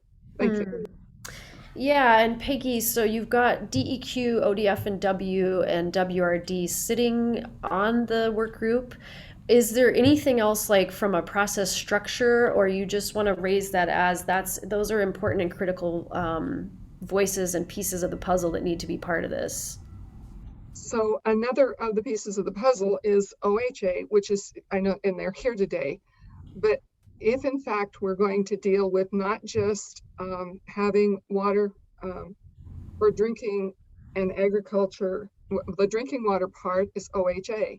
And it's not just DEQ's clean water systems, but it's the rest of the systems. And as I talk to and hear from particularly the EJ community, they're interested in making sure that that's addressed and not just agriculture, for instance.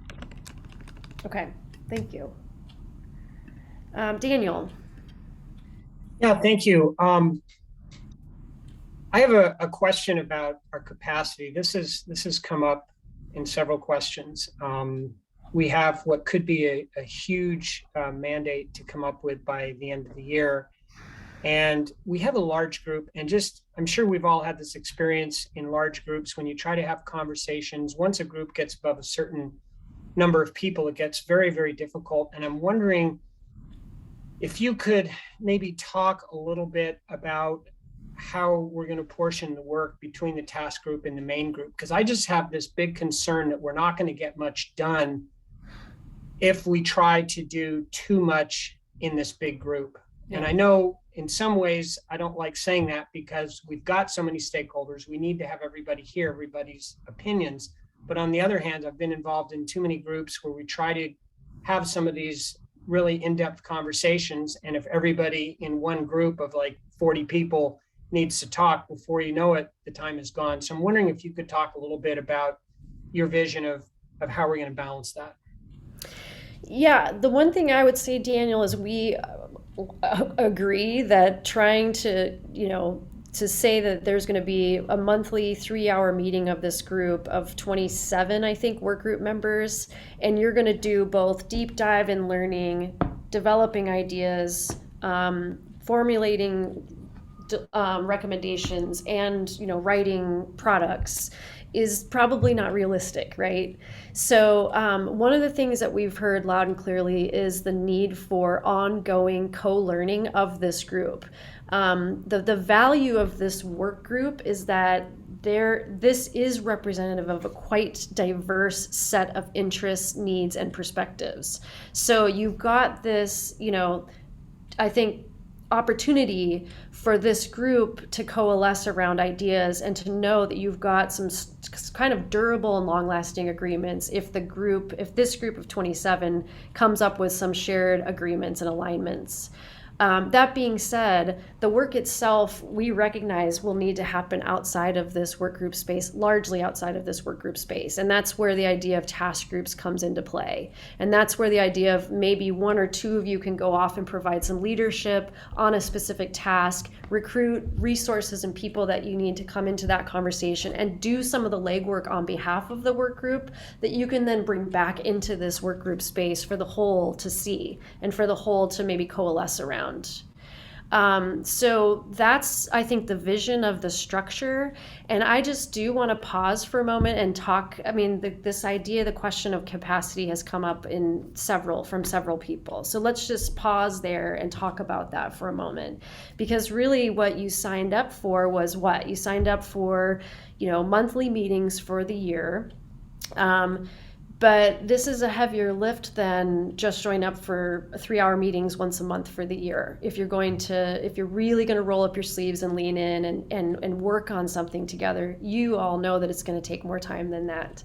And so again, it's about trying to figure out what's the right level of body of work that you can accomplish, and how can you kind of recruit and lean on each other to do some of the individual pieces so that you're not all having to take every single piece on. So really the general vision of that structure is to spin off into task groups that you all agree are important focus for the effort overall.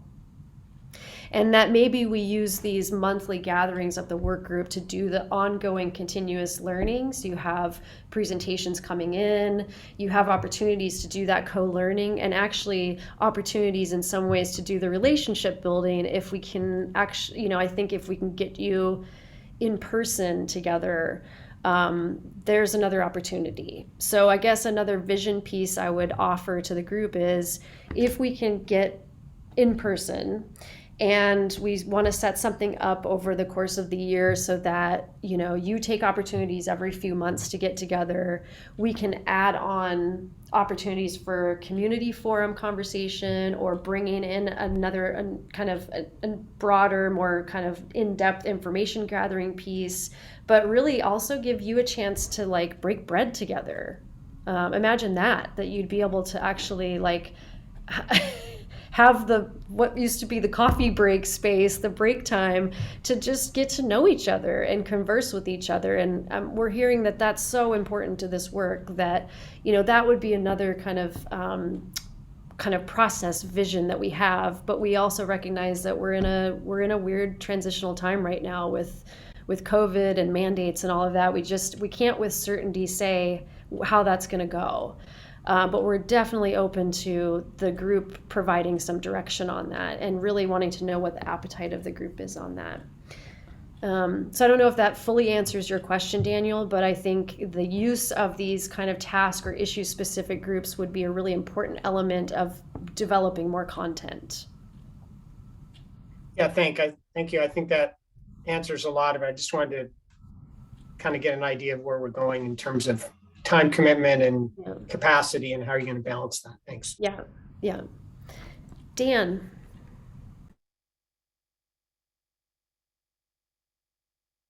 It seems to me that ultimately, what we're going to achieve is what we achieved, right? I mean, the time's going to run out. There's going to be consensus over something. It could be a brilliant piece of everything that's very specific, or it might be something that actually ends up highlighting continuing gaps and things that need to be done. But I really like the breadth of the group very much, and I think it's important to try to maintain that breadth, because at the end you have to have, there's going to be consensus of this very broad group. So what emerges, I think, is going to be pretty valuable in either what's there or what's not there, frankly. And this might harken clear back to JR's original comments about, I think a lot of this stuff is going to come up, and the gaps and the decisions as we proceed. So I don't think we need to be particularly prescriptive, at the front. And I think going back to the specific thing of whether there are task groups or not, I think likewise is going to come out from the group.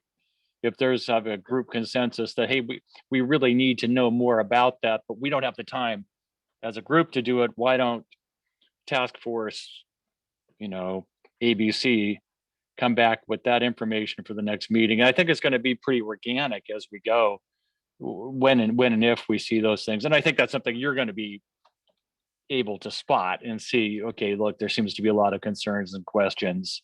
So I think we just kind of run with it and see where we end up. That's it. Thanks. Yeah.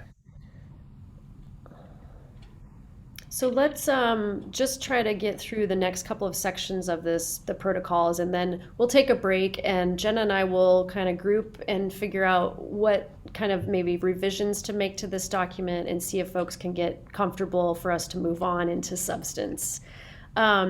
So the other piece of the other sections rather, sharing my screen again,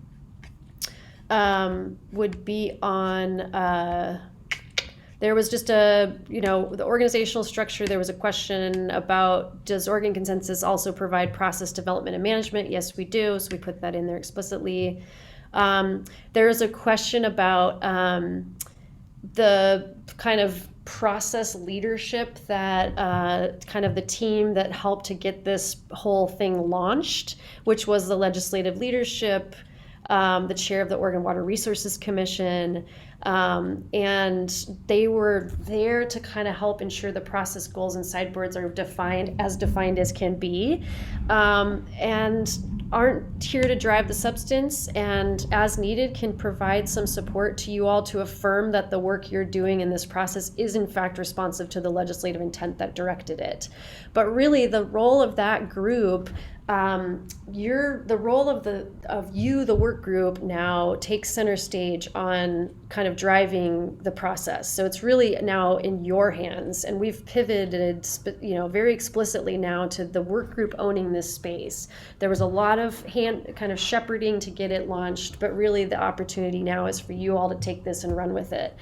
And I think it does speak to the idea that has been raised and suggestion that's been raised by Holly and Oriana to have kind of a subset of you that are willing to kind of work with Oregon Consensus to kind of do some of the agenda development and coordinating some of these ideas and concepts in between meetings.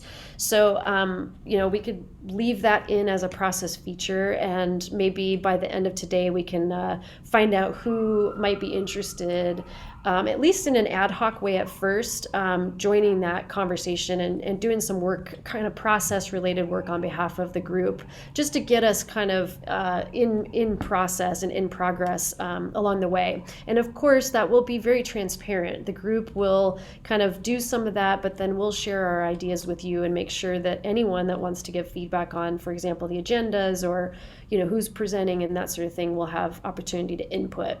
But it is a little kind of extra lift just to coordinate all of that. And so we, Oregon Consensus, would love that support. And I think that there's a willingness and a desire to set that up. So we can run with that today as well. And then there was a question about, OWRD staff. So OWRD staff is in a specific role to do technical and communication support, but they're not the only agency that's involved in this. And so as Peggy suggested, there are other agencies that also need to be part of these conversations, and ODF&W and DEQ are also sitting at the table. The governor's office is sitting at the table.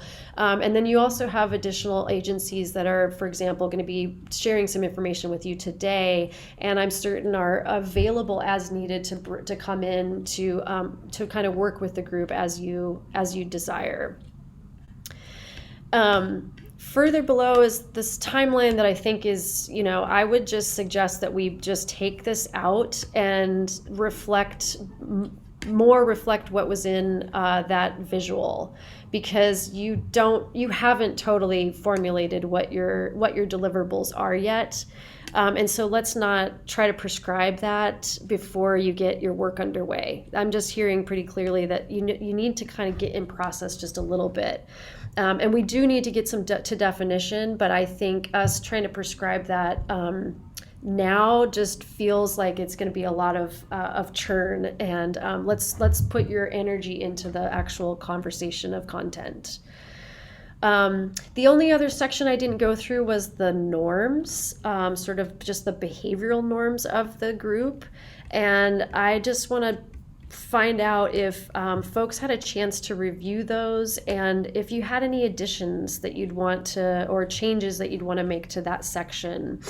And that's, I'll pull that up because we did have a comment about, is there an opportunity to bring concerns related to the work up? What's the process for registering concerns? What if stakeholder group doesn't feel comfortable or empowered to share? Well, I would say, we are working on your behalf. So if you have any concerns about the process or the engagement that's happening of the work group, if you feel comfortable, we can make space for you to talk about that in the meetings. If you don't feel comfortable, we can support you in having direct conversations with each other. And if that doesn't work, then we are here to help intervene. But really, this is your process. So this is just an opportunity for you to say, this is how we want to work together, and we're going to help each other do that. And that's kind of that's the intent there. And then there was a question about that this keeping folks informed of the process and substance is different than accountability. How will accountability be addressed? So I'm just curious from workgroup member who might have provided that, if you want to share anything more about ways in which you might build in some measure of accountability or show of accountability and what that means for you.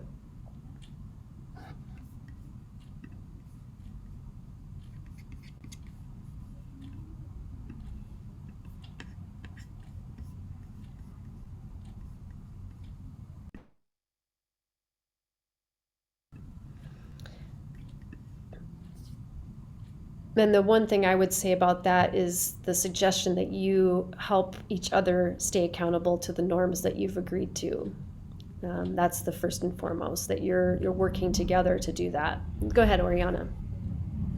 Yeah, I think it may have been me, and I apologize. I know I've spoken a couple of times already in this space, but I think that accountability comes down to not just this document, but how responsive the spaces, and not even just individuals, to holding concerns and holding space for those concerns when they come up. If someone feels like their perspective isn't being well represented, either because it's just not being heard well, that their voice doesn't have space in the space, or that it's being heard but it's not being heard in the right ways. I think that really comes down to a measure of trust.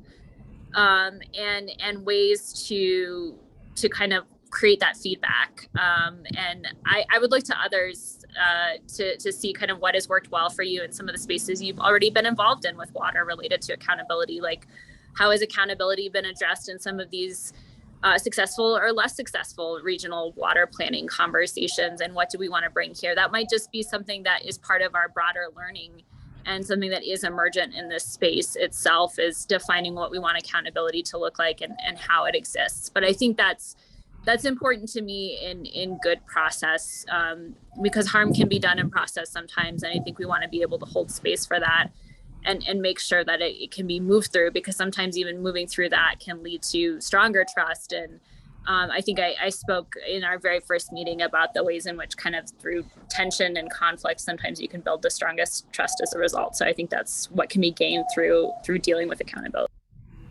Great.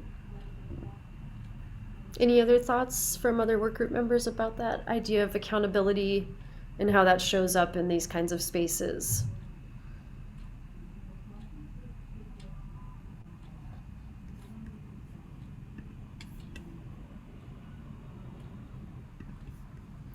So Oriana, is there any recommendation that you would make to put into here as a, we agree to this and we want to put it into these protocols? Or are you saying that that's something that you would like to just make sure that the group over time is kind of, being mindful of and maybe even talking about how that shows up over time.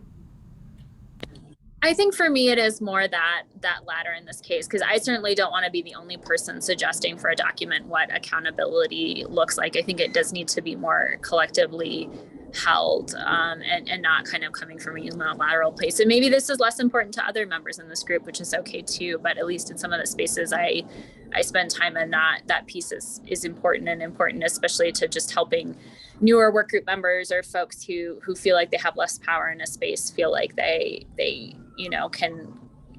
can have responsiveness and feel like they can be more empowered in that space as a whole. So I think as long as it's something we're maybe checking in, whether there's a process group that can be just thinking about that more and like evaluating spaces from an accountability lens, or also, as I said, through our learning is really focusing on what can we learn and what do we want accountability for this process to look like, but then also how does that focus or figure into our recommendations, or what we point to from some of these other processes that we learn about that we like. That's certainly an interest of mine, but again, if it's unilateral, I don't want it to drive this space fully. Great.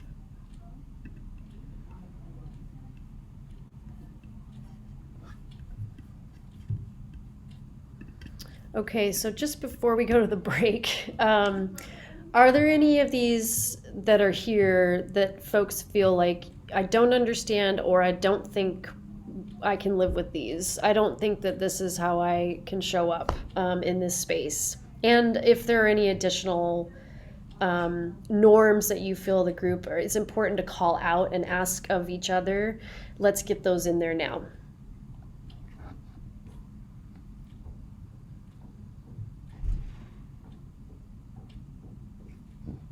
I'll make that just a little bit bigger.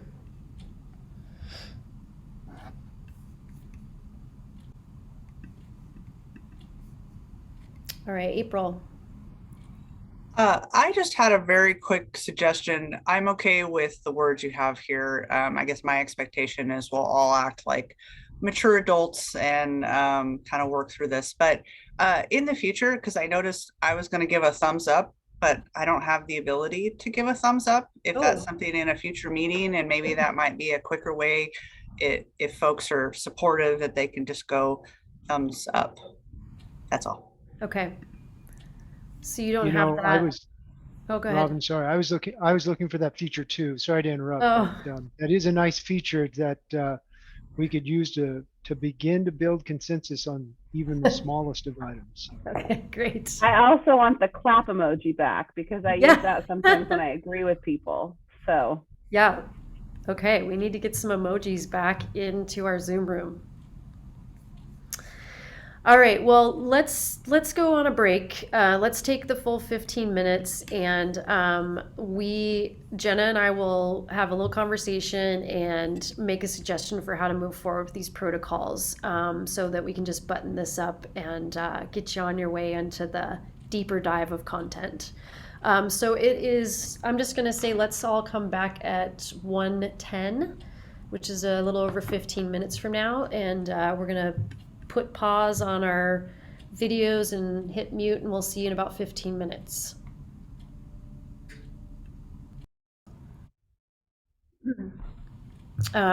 So we did a quick revision of the protocols based on the conversation and some all the discussion from this morning, and working through some of those questions that had been brought forward from before.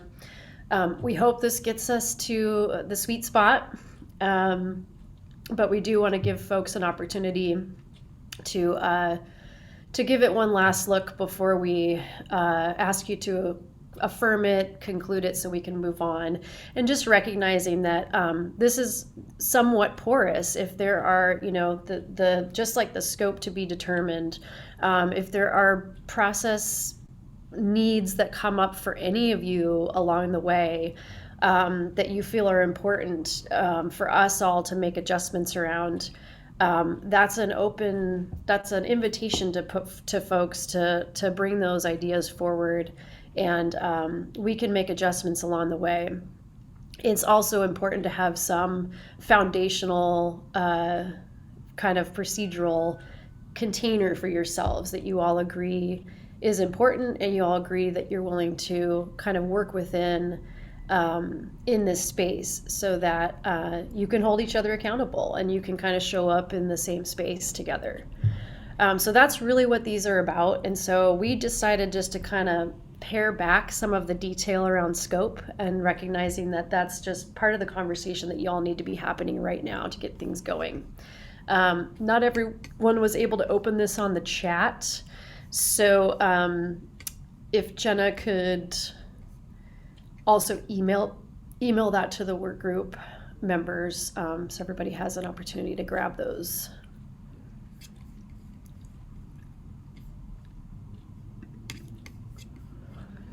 And just in the interest of time, I think we've done a lot of talking through these, and I hope that we've gotten to a good place, and we'll definitely check on that and affirm that with you all. But I think for now, let's take another step and move into some learning. You've got a few state agencies here today to talk about sort of what's the state of the system as it exists today. Through that lens of the state agencies, and want to just give them an opportunity to allow you to kind of get into some of the content today before we say goodbye. So all that to say, we will come back to these protocols and we will make sure that everybody has a chance to affirm those before we move on to fully close them. But I think let's give ourselves a little break and move on to some other things for now. So with that, I think, Kim, are you kicking this piece off? Or is Tom?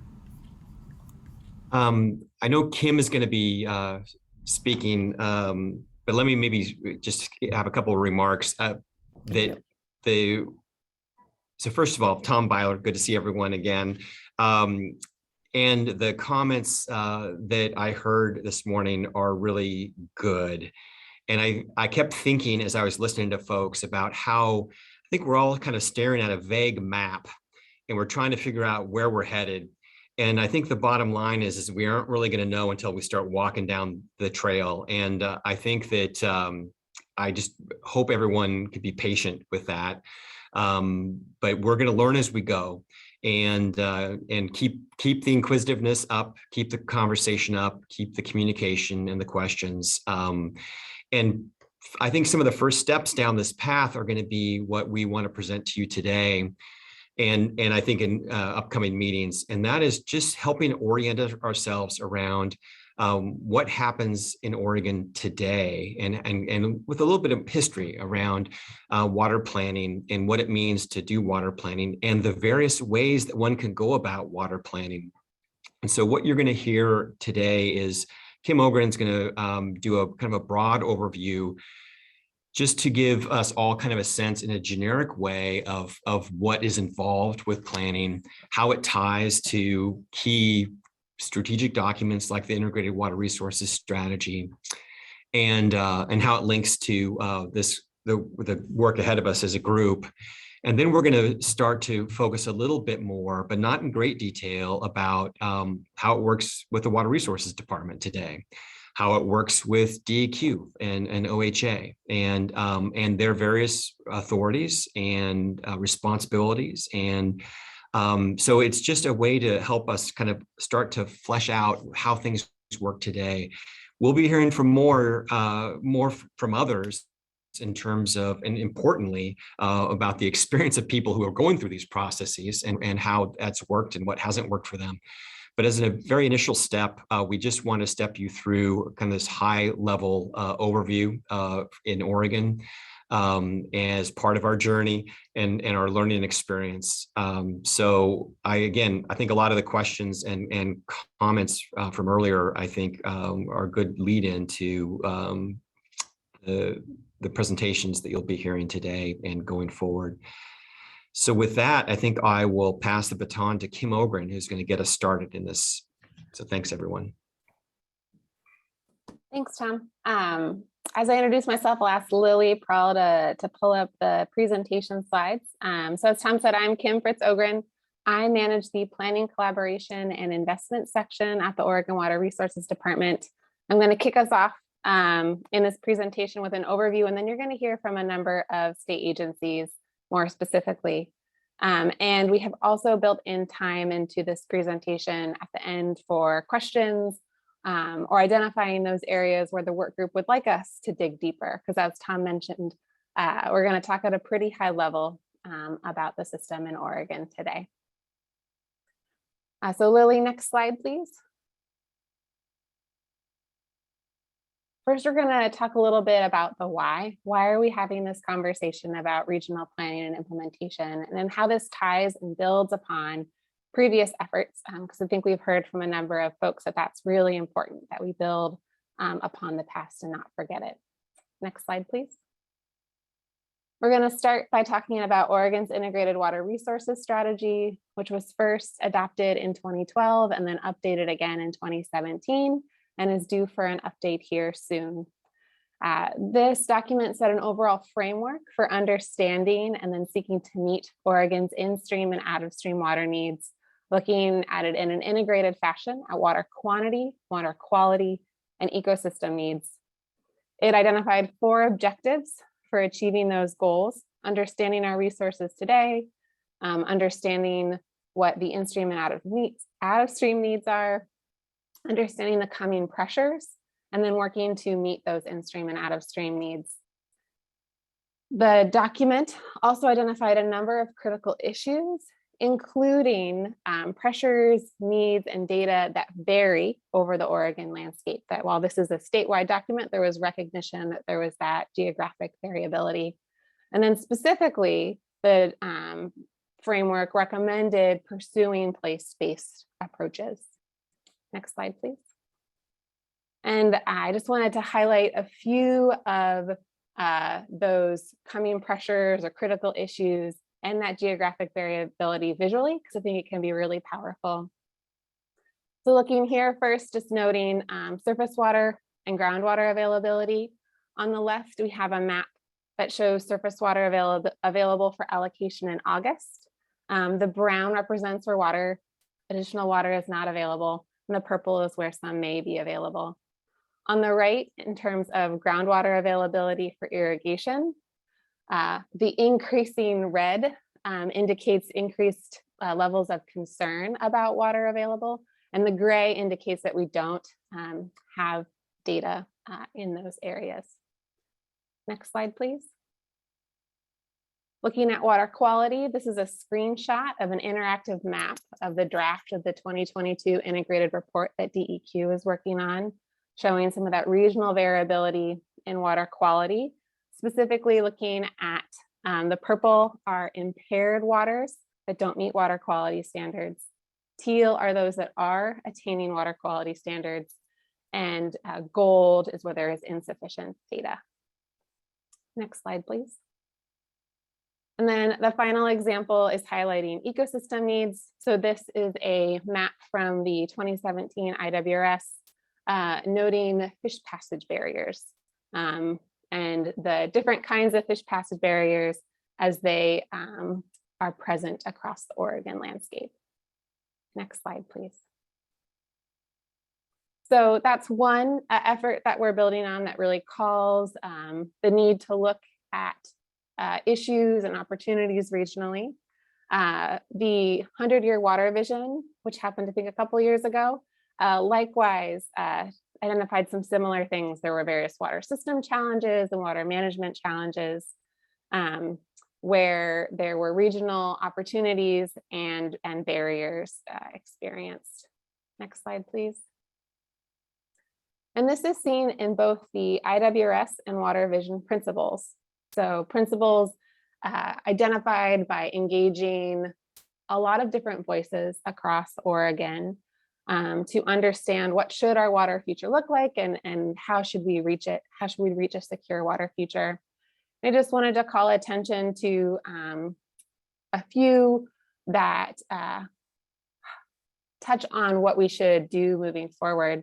That there should be collaboration, facilitation, a focus on implementation, using science-based flexible approaches, using the best available science combined with local knowledge, coordination, and a state framework with regional and local flexibility. If you look into the definitions of each of these principles, a common theme that emerges is the desire for understanding the variability in regional opportunities and challenges, and having an approach that is flexible to meet those needs, but also having that bounded and supported by a state framework that put those regional approaches in context. Next slide, please. And so House Bill 5006 specifically calls out that this work group should build upon that work, should look to develop that framework that those two other documents call out as needed in order to secure Oregon's water future moving forward. Next slide, please. So that's a bit of the history and context in terms of what we're building upon. I heard today, and I think it's part of this group, is to wrestle with, like, well, what do these terms mean? And so we're going to talk just a little bit about some of the terminology and how it's been used in the state system in the past, for the group to consider if you like that, or if you want something else moving forward. Next slide. So in the work done to date, when we've talked about water planning or state-supported water planning, a frequent theme that emerges is the desire for there to be planning that results in action, that planning is partnered with implementation. And so a definition that we've used at the Water Resources Department is planning is a process used to align people, information, ideas, and resources in order to understand an issue or a need, envision the future outcomes that you want to achieve, identify strategies to achieve that future, implement those strategies, and then monitor, evaluate, and adapt as needed. Next slide. Another way that we've looked at that in the past in our current system is envisioning planning and implementation as a continuous cycle. So you plan, you identify your needs and solutions, investigate the feasibility of those, whether they be infrastructure, management action, or sort of other strategy to address the water need, complete any design work or further investigation, construct or implement the strategy, operate and maintain that system, that solution, monitor, reassess, and adapt, and sort of continue to go through this. But once again, planning leads to action. And then as you go through that blue cycle, other pieces that have emerged as important are the data collection and analysis used to inform decisions and identifying what those needs and solutions are, and implementing them, capacity building for any group that is doing that work, engagement of those who are affected or interested in the situation, and then fundraising to pay for all of this. Next slide, please. So that's some just larger context and terminology that I might offer to the group. And now we're going to pivot and talk about some highlights of the system in Oregon. We're going to use the IWRS framing of water quantity, quality, and ecosystem needs to talk through that. But first, on the next slide, just a teeny bit more context that is helpful. All of this is happening in a regulatory space that we want to acknowledge. We have the state system as well as federal laws that apply in Oregon. And specifically, we wanted to call out when we're talking about water planning and implementation, depending on the issue and the area, you may have federal water quality regulations come into play, species protection, or state water allocation, any combination of those things, but that can create a pretty complex system to navigate as you're trying to figure out how to move a particular water project or strategy forward. Next slide, please. I've also, we've heard that some folks are interested in learning about what interagency coordination goes on in the current system of Oregon. So I wanted to touch on that briefly and note some different venues for coordination. The first listed are cabinets. So the governor designates cabinets as director level conversations. Two potentially relevant to this work group are the natural resource cabinet. So it's the 14 natural resource agencies, their directors, the governor's office, and then the newly formed infrastructure cabinet, which I believe is focusing on federal infrastructure investments recently made by Congress. Then there's the water core team. Those are deputies from different water related agencies who meet and gather and coordinate either on specific initiatives like the water vision, or coordinate on more reoccurring things like budget pop development. And there's program level interagency coordination. So this is often managers and staff of different programs working with sister agencies. Two examples of this are place-based planning and Division 33. So place-based planning is a pilot of an approach to integrated water resources planning that is locally led, but done in partnership with the state. It's a program run by the Oregon Water Resources Department. So we administer the program, the funding, but our sister agencies are heavily involved in that program, providing additional technical assistance. So that includes Oregon Department of Agriculture, Environmental Quality, and Fish and Wildlife, as well as the Oregon Watershed Enhancement Board.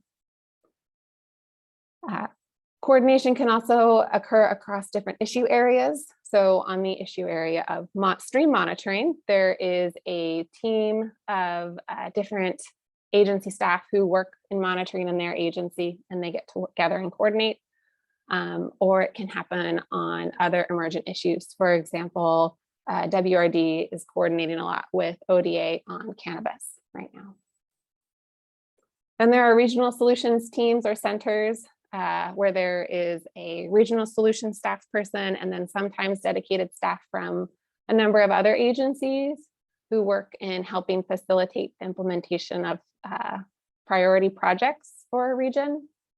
And then finally, interagency coordination can happen on sort of bigger special initiatives like the IWRS and the water vision. So for example, with the IWRS, there are 4 core agencies that are heavily involved in the development and updates to the statewide strategy. And then a number of other agencies were involved as well. I think there was a team that provided support along with a policy advisory group of stakeholders. I see Peggy has a quick question. Actually, I wanted to make sure that people understand that although all these other agencies are involved in these processes, they are not always funded with staff that's dedicated to many of these issues. Even WRD, but certainly DEQ and ODF and W and some of the other agencies. I think ODA may have 1 staff person that deals with water, at least the last I checked. So I think that's an important piece of information for the group to know about. Thank you. Yes, thank you, Peggy. That is important. Yeah, resource and staff capacity is definitely variable across the different agencies on different issues. Move to the next slide. So now we're going to pivot from that overview to looking specifically at each agency and their purview and tackling 2 questions. What regional planning and implementation does your agency lead? And then what tools and resources does your agency provide to other regional efforts? So what does your agency do versus what does your agency support others in their efforts for doing? Next slide. I'm going to kick things off talking about water quantity. Next slide. So the Oregon Water Resources Department is the agency that is responsible for managing Oregon's water supply or water quantity, specifically the allocation of that. Some historical perspective, state water allocation is based on common law doctrine and the principle an approach of prior appropriation, which in short is sort of first in time, first in right. So first people into the state setup system have the senior priority in accessing their water. Because water allocation is an authority and responsibility of the state, we do not have a federal counterpart. Over time, water law has evolved and changed as there have been different values emerge in the state.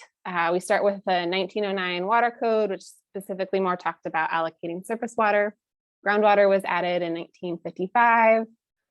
The recognition of the value of in-stream uses and water rights to protect those uses came in the late 80s. And yeah, there's just been some variation over time. I'm going to talk a little bit more about that on the next slide as well. So the Oregon Water Resources Commission has the express authority to develop plans and programs in order to achieve water management. In the past, the department and commission took the approach of that was more top-down in characterizing what water resources were available in, I think it's 18 administrative basins across the state. Developing basin reports of what water was present, what different issues there were, developing classifications and adopting rules, what we call our basin program rules, which govern water allocation policy. That approach was criticized for lack of public engagement, a focus on rules as opposed to programs and projects, just some other concerns. And so the legislature divested from that program, and the planning program and staff at the Oregon Water Resources Department was disbanded in the early 90s. So the department in the past did some comprehensive regional planning and implementation, and those program rules are still in place today, but we haven't done a sort of a comprehensive update or systematic update to those since the early 90s. And some of them are older because they sort of were done a basin at a time. Since the 90s, planning has been limited or ad hoc with increased focus on trying a new approach that was passed as a pilot in 2015.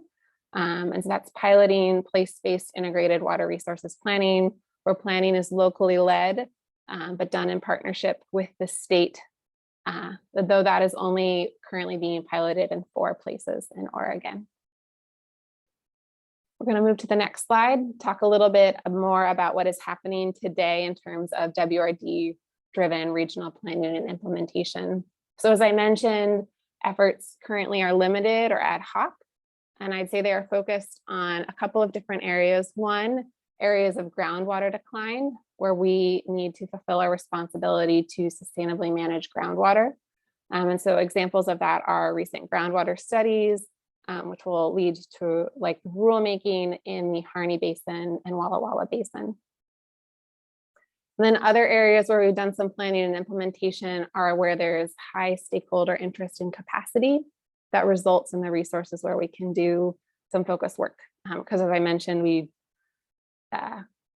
don't have haven't had a lot of planning staff for the last 20 years. And examples of that are the Willamette Basin Reallocation Study and the Deschutes Basin Water Smart Study. Next slide, please. In terms of tools and resources for others, I sort of categorize that into 3 areas: technical assistance, financial assistance, and planning assistance. In terms of technical assistance, we have data available for others to use in terms of surface water availability, groundwater levels, water rights, and well logs, and provide sort of ad hoc limited assistance in terms of analyzing that data, mostly targeted currently at those areas doing place-based planning due to limited resources. For financial assistance, we have place-based planning grants for those 4 places that are doing place-based planning. So that authority to provide financial assistance in that area sunsets in 2023. We have competitive grants for feasibility studies and then implementation of water projects that produce environmental, economic, and community benefits. And then a forthcoming area where we'll be able to provide more financial assistance is on community engagement plans as we implement House Bill 3293, which was passed by the legislature this past summer. Then in terms of planning assistance, we can offer some advice and support on water management and conservation plans, which our agency runs, and then place-based planning. So once again, that sunsets in June of 2023. Next slide. So now I'm going to pass it off to Ryan and Jennifer, who are going to talk about the DEQ system. All right, thanks, Kim. And yeah, we're going to spend the next few minutes just talking about DEQ's water quality program and the aspects of that have a kind of a regional aspect to them that fit in under that broad umbrella of planning and management implementation, and then talking a little bit about tools. So for those of you that I haven't met previously, my name is Jennifer Weigel, and I'm the Water Quality Administrator here at DEQ. And with me is Ryan Huff, and he's our Senior Policy Analyst and does a lot of work with our other agencies and with our legislature in implementing our water quality program. So just to lead things off, let's see if I can get the next slide, please. Just talking a little bit about kind of where we start from at DEQ in terms of our programs. So much of what we do in our water quality program is actually administering and implementing programs, federal programs that are established by the Clean Water Act, and then which then directly says states, you'll implement these programs within your state. And then there's with oversight by the Environmental Protection Agency. So a lot of what we do falls under that banner of the Clean Water Act, which broadly here I've noted, has a broad mandate to restore and maintain chemical, physical, and biological integrity of the nation's waters. We also have a number of state laws that we operate under in administering our water quality programs. Talk briefly about groundwater quality and how that fits in within DEQ's suite of programs. And then also we'll talk briefly about a function that we fulfill in cooperation with Oregon Health Authority that marries up some of these authorities in our efforts to protect sources of drinking water. All of these programs have a few themes to them. One of them is a lot of our programs are statewide in nature.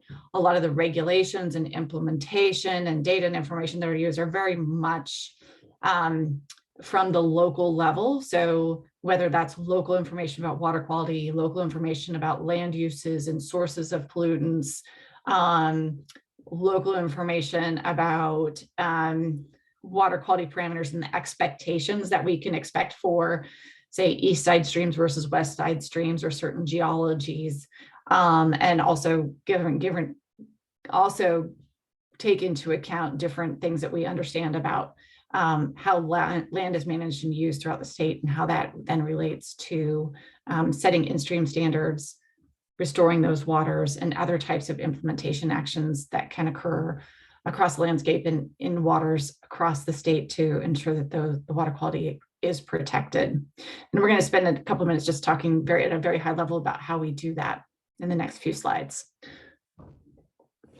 Great, thanks, Jennifer. So in carrying out our state's Clean Water Act authorities and responsibilities, the core programmatic functions at DEQ, sort of at that high 30,000 foot level, really involve developing water quality standards, monitoring and assessing the status of state waters to determine whether they're meeting those standards or not, and where it is determined that the standards are not being met, to develop clean water restoration plans. So I'll talk a little bit more in detail about each of those three components here. So the foundation really of that Clean Water Act framework starts with the development of those standards. So for some pollutants, these standards may be established statewide, while others are determined at a more regional or watershed scale basis. In doing the work of establishing these standards, we work with EPA because they do need to ultimately approve the standards. We're also working with various stakeholders, with local communities to revise or develop the numeric benchmarks or narrative standards that are needed to be protective of both aquatic life and human health. This process requires coordination not just with stakeholders during the rulemaking process, but also with sister agencies such as ODFW and OHA, due to the expertise that they can bring to the table around protecting fish and wildlife and public health. So then next, to determine if water quality standards are being met, DEQ is required to conduct a comprehensive evaluation of the state's waters every 2 years, utilizing all of the available high quality data that we can pull together. These assessments produce 2 reporting outcomes. One is to demonstrate which waters are meeting our state water quality standards. And the second is to meet Clean Water Act Section 303D requirements to develop a list of waters that are impaired. In other words, not meeting those standards. Combined, this is referred to as our integrated report, which is what Kim from WRD mentioned as part of the introductory slides to this presentation. The development of this integrated report, as well as periodic revisions of the assessment methodology that's used, involve a robust public engagement process, work that has recently led to some substantial improvements in the quality, the transparency, and the accessibility of these integrated report outcomes. And then thirdly, in this process, when a water body is identified as being impaired for one or more pollutants, it initiates a prioritization and development of a plan that demonstrates with reasonable assurance how we are going to restore water quality in that area to meet the standards and support beneficial uses. This clean water plan, which is often called a total maximum daily load, or TMDL, is essentially a pollution diet model that describes the maximum amount of pollutants that can enter the river or stream without exceeding those water quality standards. DEQ develops these plans at a watershed or sub-basin scale level to restore the water quality through implementation of both regulatory and non-regulatory means. This work in particular really requires a collaborative approach, success of which is dependent upon local involvement and cooperative partnering with landowners and various designated management agencies, which could include federal agencies, other sister agencies, local governments, etc. These resulting plans are not one-off exercises. It's really an ongoing and iterative process that takes time to see results and achieve the goals. So combined, these 3 processes overall to meet these federal requirements and implement these Clean Water Act objectives, DEQ is engaged in various planning efforts, each of which requires both local expertise and data within those specific watersheds, as well as ongoing engagement with a variety of stakeholders. So next slide. Okay, and so another piece that we wanted to highlight here is the work that DEQ does in the groundwater arena. And there's 2 main ways in which DEQ engages here. First is on the regional groundwater management areas. Oregon currently has 3 groundwater management areas in northern Malheur County, lower Umatilla Basin, and the southern Willamette Valley. All 3 of these areas were designated as groundwater management areas based on widespread high levels of nitrate contaminations. When such a designation occurs, DEQ has a lead role in convening a local committee to pull together an action plan and to work with relevant other agencies, which include Department of Agriculture, Water Resources Department, and Oregon Health Authority, to as well as, and the local committee is largely comprised of local interests, but those committees are really about setting up and identifying actions that can be implemented locally that will reduce and that will result in reducing levels of contamination within their, excuse me, within those groundwater management areas.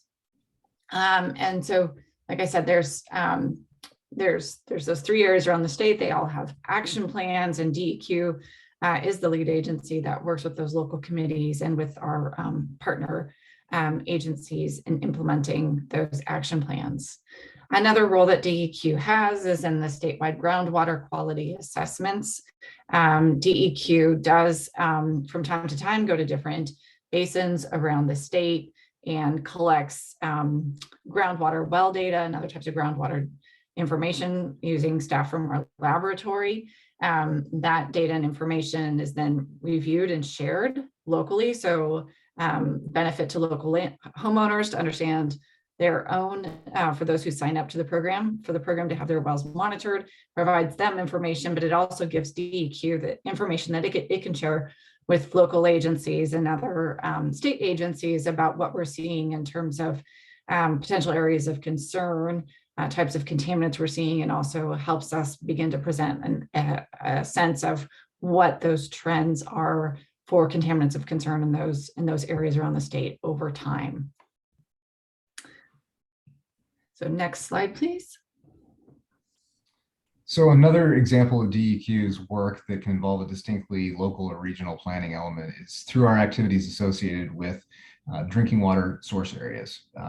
To ensure adequate protection of waters that are upstream of drinking water supply intakes or wells, DEQ partners with OHA to work with local communities to address concerns about pollutants in their source waters and to cooperatively assist in identifying cost-effective strategies that can be protective of their public water drinking system and public health generally. This work generally involves development of source water assessments, which provide the water system providers and the community with more detailed information on the watershed or recharge area that supplies their well, spring, or intake area. This work also involves monitoring of source water intakes and groundwater wells to help identify contributing sources of pollutants and potential reduction strategies associated with activities that could be impacting those streams. The intended purpose of this source water assessment work and the collection of this monitoring data is really to provide communities and public water systems with information so that the initiative for protecting source waters can be done at the local level. Next slide. Okay, and the last thing we want to wrap up with is just a brief summary of the various tools and resources that DEQ provides to help support a number of these efforts, both the ones that Ryan and I explicitly described here today, but also things that might be able to be used in conjunction with other types of activities that other agencies may be leading or local initiatives that may be undertaken by communities at their level. A few different things that we do to support. First, in the realm of technical assistance, DEQ provides support for folks that may be doing third-party water quality monitoring. So, for example, watershed councils will provide training so that those entities know how to ensure that the data that they're collecting is done in a quality manner and that they can document that. And then we also provide a resource for managing that data for them so that it can be accessed and maintained over time. Through the various work that we do, we also help identify what we see as priority water quality needs. So understanding where we might have opportunities for greater return on restoration efforts. We do that through a lot of the data collection and modeling and other kinds of information that we are able to collect at a watershed scale over time and can provide that to funding agencies. It also relates to, we collaborate closely with OWEB, watershed councils, NRCS, other folks who are looking to have both conversations, discussions, and potentially fund different types of restoration activities. Along with that, we're also working locally with whether it's landowners, grower groups, communities, parks, federal agencies, state agencies, local agencies, et cetera, in terms of providing input and data into their efforts to develop water quality restoration plans related to activities that are within their jurisdiction, within their interest area, or things that they're undertaking to help contribute to overall restoration activities within a basin. On the financial assistance side, DEQ has a longstanding program that provides loans to public entities for infrastructure and pollution reduction. Folks may have heard of our Clean Water State Revolving Loan Fund program, where we offer below market rates to public entities to be able to undertake large capital projects. That's been enormously successful over time. We've loaned and revolved billions of dollars into local communities for doing that kind of work. We also offer grants to various can be nonprofits, communities, all kinds of entities for projects that will help address non-point source pollution under another federal granting mechanism that we have that's specific to that.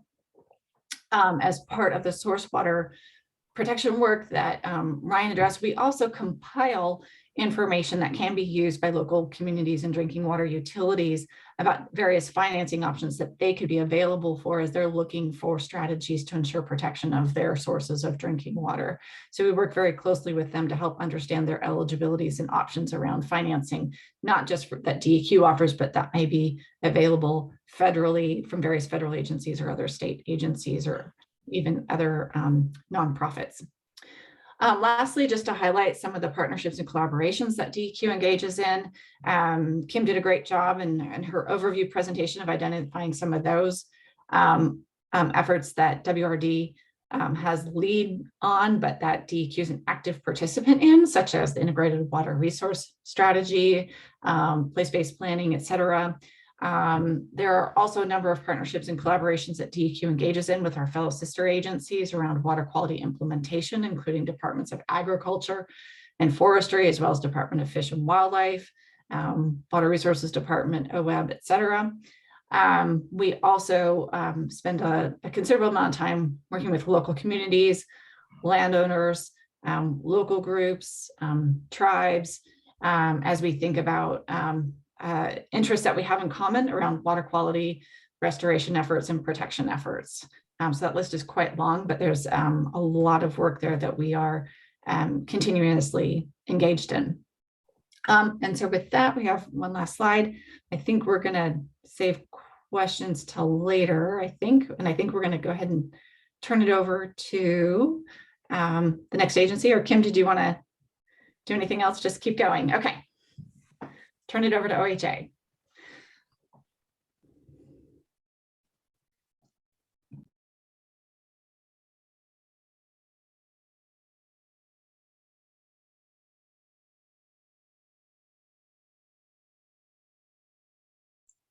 Curtis, if you're talking, you're on mute. There we go, double muted. Okay, hi, I'm Curtis Coot, and I manage some of the smaller non-regulatory water programs for environmental public health, which is within the Center for Health Protection at Oregon Health Authority's Public Health Division. I'm also here presenting today on behalf of Drinking Water Services, which is a sister section within the Center for Health Protection. We don't do a lot of direct regional planning. Fortunately, DEQ's covered some of our regulatory and financial tools that are available. So my presentation will look just a little bit different. So I'll start out with drinking water regulation. And the first thing I'll say is that Oregon Health Authority's Drinking Water Services section regulates 3,300 public water systems. And under funding agreements with OHA, Oregon Department of Agriculture and local public health authorities regulate smaller groundwater systems. As regulators, the primary responsibility is to ensure public water systems provide safe drinking water. OHA does not have a state or regional planning mandate related to provision of drinking water services. Next slide, please. And the drinking water statutes in Chapter 448 authorize counties to plan for drinking water services within land use planning constraints and encourages consolidation of small systems. Next slide, please. The drinking water rules impose planning requirements on the larger public water systems. Each system serving more than 1,000 people is to develop and maintain a master plan, which is a 20-year look ahead of supply and infrastructure needs. There's also a cross-reference to Water Resource Department required water management and conservation plans. Next slide, please. So domestic wells, also known as private wells, are used for purposes like drinking, cooking, washing, or bathing. And nearly 23% of Oregonians rely on domestic wells as their primary source of potable water. This makes groundwater protection and well stewardship important to public health. The Domestic Well Testing Act of 1989 applies to the sale or exchange of real estate with a domestic well. During the real estate transaction, the seller must test the well for bacteria, nitrates, and arsenic, and share the results with the buyer and with OHA. Data from this act can allow OHA to tailor outreach and education and notify well owners about options to address poor water quality. The Domestic Well Safety Program works to protect the lifelong health of people in Oregon with respect to their private drinking water. We partner with local health departments and other state agencies to assess and manage risks associated with private wells and promote domestic well safety. The program has been funded in fits and starts since 1989, including 8 years of federal funding that ended in 2020. Since then, the program has been partially funded to participate in target projects, which I'll cover on the next slide. Public health modernization is helping us to bring on some more permanent capacity. We have ambitions to grow and are eager to partner as that growth occurs. So now I'll cover some of those regional domestic well priorities. The objective of the wildfire impacted domestic well testing project is to provide water quality testing resources to those who are recovering their homes from the 2020 wildfire impacts.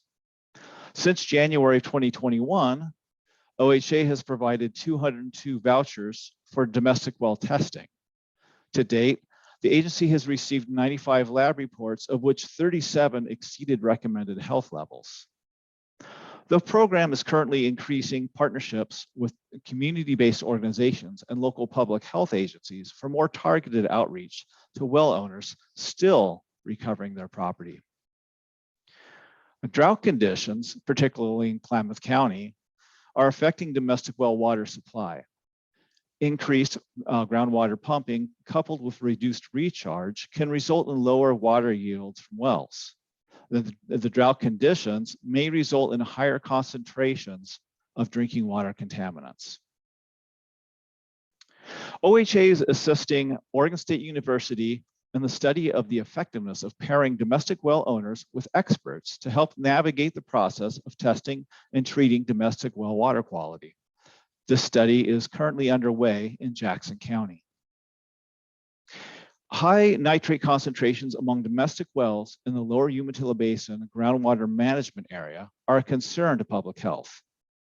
OHA estimates there are approximately 4,500 domestic wells in the management area, serving an estimated 12,000 household members. The demographics of the area tend to be, compared to the state, more ethnically diverse, with higher representation of American Indian and Alaska Native populations, and with a higher poverty rate. To better protect the public's health, OHA, along with the Departments of Environmental Quality and Agriculture, have developed a work plan to address exposures to nitrate contamination in underground drinking water sources and private domestic wells. OHA's part of the plan engages local organizations in developing and employing educational materials and outreach strategies, sampling domestic well water, and pursuing various treatment options. Next slide, please.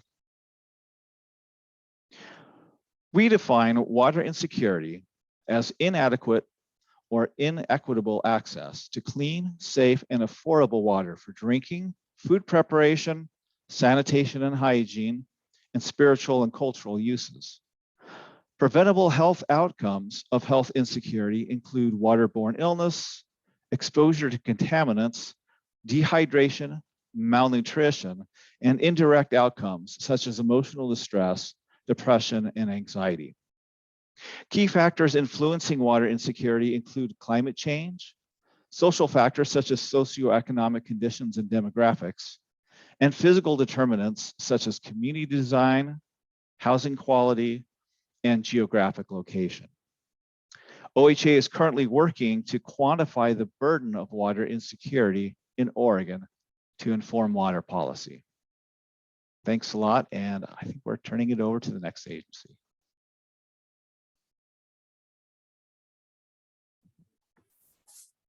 Yeah, thanks. Good afternoon, everyone. My name is Chandra Ferrari. I am the Habitat Division Deputy Administrator here at ODFW, and I also manage the water program. And I really appreciate the opportunity to talk with you all today and give you a very, very high level overview of ODFW and its role in planning and implementation processes. Next slide.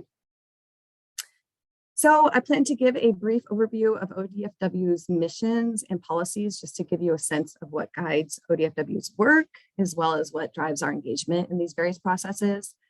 And then I'll shift gears to the key questions that were presented to us regarding what planning processes we lead, and then how we engage in the processes that others lead. Next slide. A little bit about ODFW, first with our mission, which is to protect and enhance Oregon's fish and wildlife and their habitats for use and enjoyment by present and future generations. Next slide.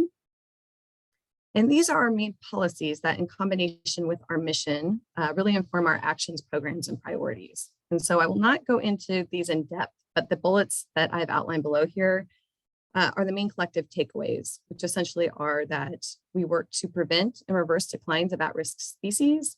We work to maintain and restore fish and wildlife populations for use and enjoyment by the public, including to sustain opportunities for sport, tribal, and commercial fishing and hunting opportunity.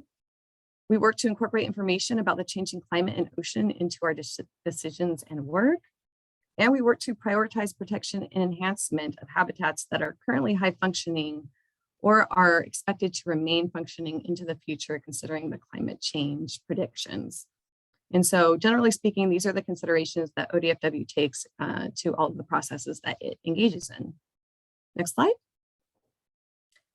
So ODFW does lead some planning efforts. Of course, they tend to be more species specific as opposed to looking at water systems and challenges at large. That said, many of our plans do identify water quantity and quality issues, both as challenges and opportunities. And so I think can be very instructive to some of those processes.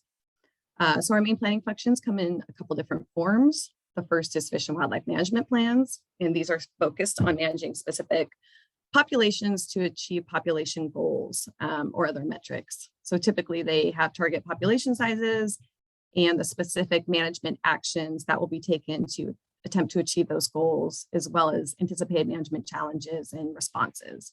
Example is wildlife damage issues. And an example of one of these plans is our Oregon Wolf Plan. And we also engage in conservation and recovery planning.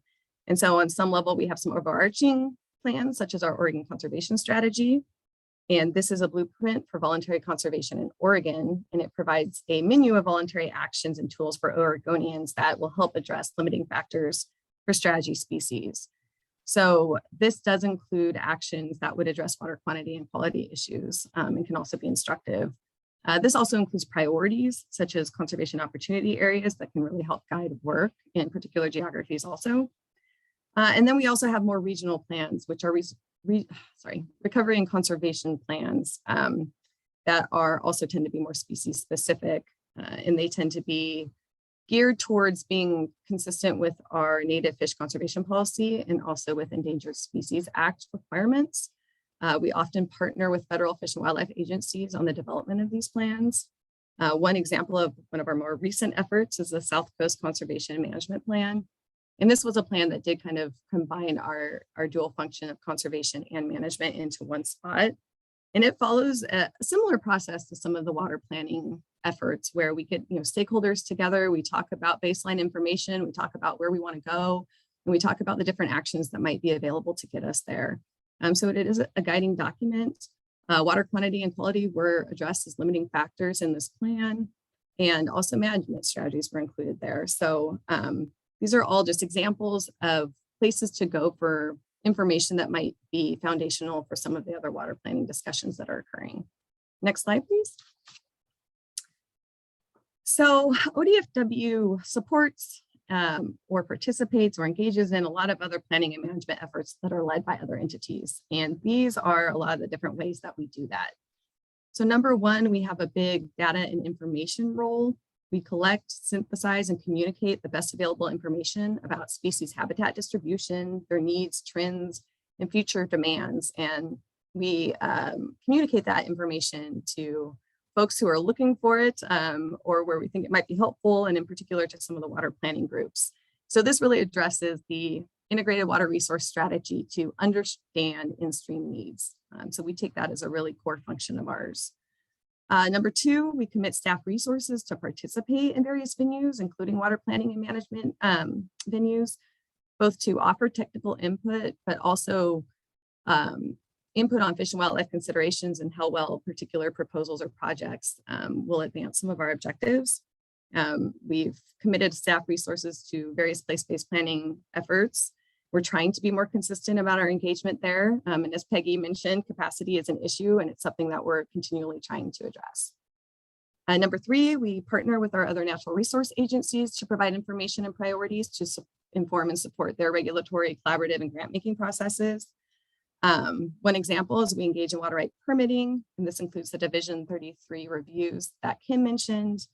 We also engage in OWRD's process, though, as an applicant for in-stream water rights. And in-stream water rights are a key mechanism that we use to help meet in-stream needs, which is another IWRS strategy. But we also engage with other agencies, ODA, on their strategic implementation areas and confined animal feeding operation reviews. And then, of course, with ODEQ on providing information to them on their water quality standards, et cetera.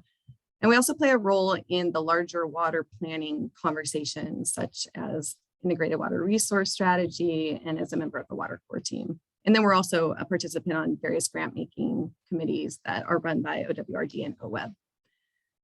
Number four, we identify and communicate in-stream priorities and other strategic conservation priorities. This is recognizing that we have limited resources, and usually when groups are coming to us, they're looking for opportunities to get the most bang for their buck. And so we are trying to help them in that exercise. One example is our aquatic habitat prioritization effort, and also, again, the conservation opportunity areas that are in our strategy that I outlined before. Number four, we seek and contribute financial resources for specific studies or projects that help further balanced water management solutions or fill critical data gaps. One example is that we often provide match for grant proposals that applicants are seeking to push forward specific projects. Or we contribute our own direct financial resources to those projects. And then we also do have some grant making capacity here at ODFW. And our most recent addition is the Oregon Conservation Recreation Fund. And so we are considering, how some of those sources might be used to advance water management solutions. And finally, we work with landowners and partners to implement habitat improvement and restoration projects according to management and conservation priorities. So this is a lot of the on the ground work that we do here at our agency. Next slide, please. So I put this slide in to make folks aware of ODFW's new division that was established in January of this year. And many of the supporting functions and roles that I talked about in the previous slide will be led by this division, both out of headquarters with our water quantity and quality program, but then also out of the field. So you can see in orange there, all of those programs are folks that are regionally based and that are working directly with landowners to improve or push forward habitat restoration and enhancement projects. And so that's a critical part of what we do as well. And also in the last session, we did get resources for several more regional habitat biologists. So that is a very helpful resource for us. Next slide. And this is a wrap up slide, just kind of to give you an understanding of what we've been thinking about and to communicate that we have been I'd say on a learning curve as well with everybody else who's been engaging in place-based planning. And we recognize that science and information is a critical role that we can play, and it is a priority of our division to continue to fill data and information gaps and articulate priorities. We're striving continually to figure out how to do this better. And we recognize that there's some consistent needs that groups have, but there's also some distinct differences they have in how they want the information or when they want the information. And so these are things that we've been really thinking about how best to serve the groups moving forward. And one thing that we have done is created a guidance document for in-stream demand assessments, as we've heard that was something that could be helpful. We've had various iterations, but we're on our, I think our final version that will be available in April. So we're hoping to be able to do more things like this, where we have active tools that can support these groups. It's also very critical that we continue to build partnerships and trust with stakeholders. We recognize that as a huge goal of ours as well. And to that end, we are looking for additional capacity and resources to devote to these efforts. And we did get a new water planning coordinator position. This is somebody that will be regionally based and able to consistently participate in some of the processes that are occurring in particular geographies for the purpose of providing that information and feedback on solutions to those processes. So we're really excited about that. Next slide. And I guess that's it. Thank you.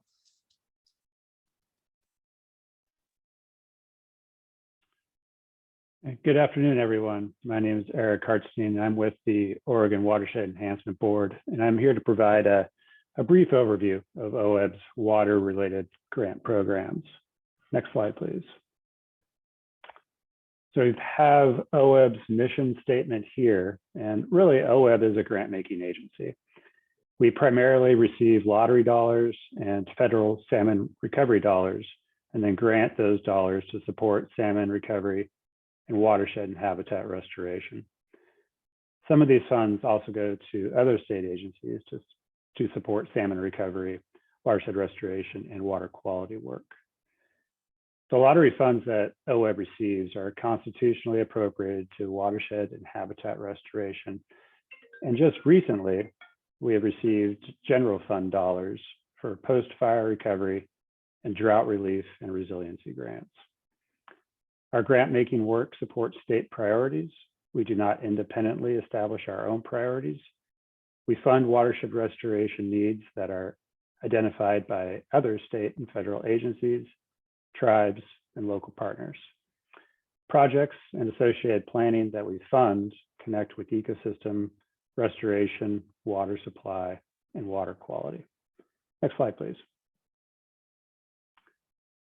So grants that OEB makes go to nonprofit organizations, local governments, and tribes to help them meet local, regional, and state watershed restoration goals. We do not issue grants directly to landowners, but I do want to call out specifically the work that consistent OEB grantees, watershed councils, and soil and water conservation districts do in working with landowners to both establish priorities and implement conservation action on the ground.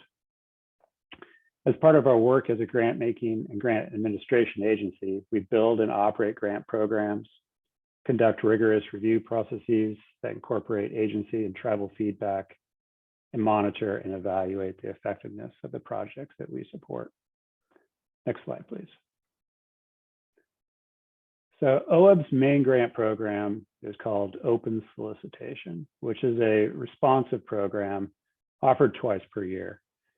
Eligible applicants may submit proposals to engage stakeholders in implementing restoration or conservation actions, provide technical assistance to plan and design projects, implement on-the-ground restoration or conservation projects, and monitor the effectiveness of projects, or describe or establish watershed conditions through gathering and analyzing data.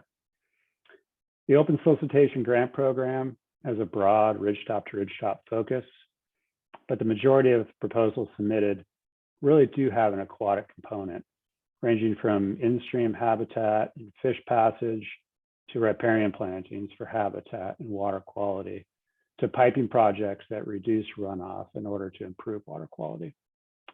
Next slide, please.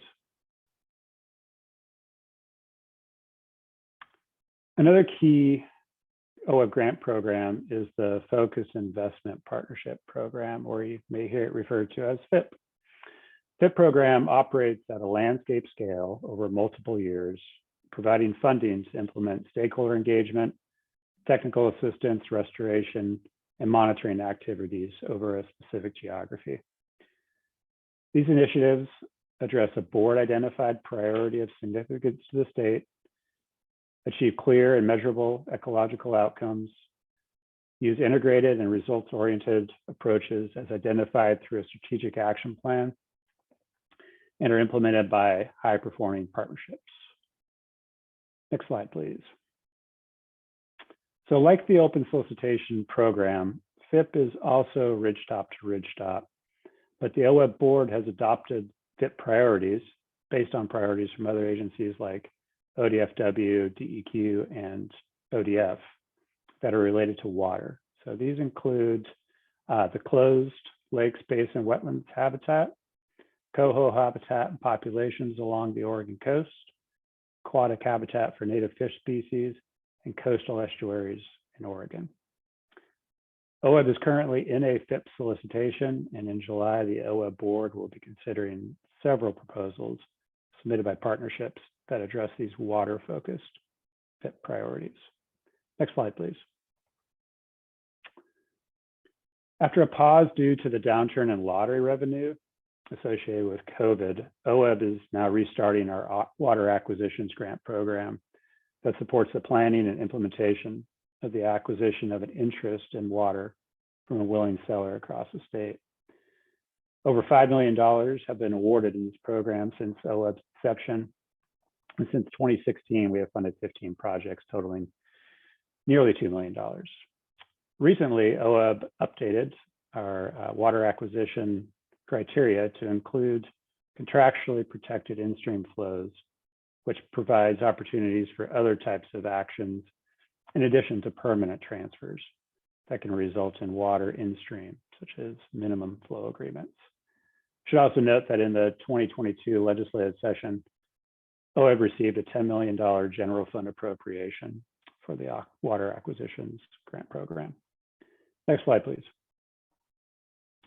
So other grant programs with the water focus, OWEB also works with our agency partners like ODA to administer a grant program in support of the Strategic Implementation Area Program that provides technical and financial resources to agricultural areas to address water quality concerns. And recently, OWEB has received general fund appropriations from the legislature with a focus on water. So these general fund allocations support a wildfire recovery grant program with a focus on floodplain and repair and restoration in areas impacted by the 2020 and 2021 wildfires, and a drought relief grant program with a heavy focus in Klamath and Jefferson counties. And that wraps up a brief summary of OWEB's water-related grant programs. Thank you for your time, and I think that's the end of the slide deck.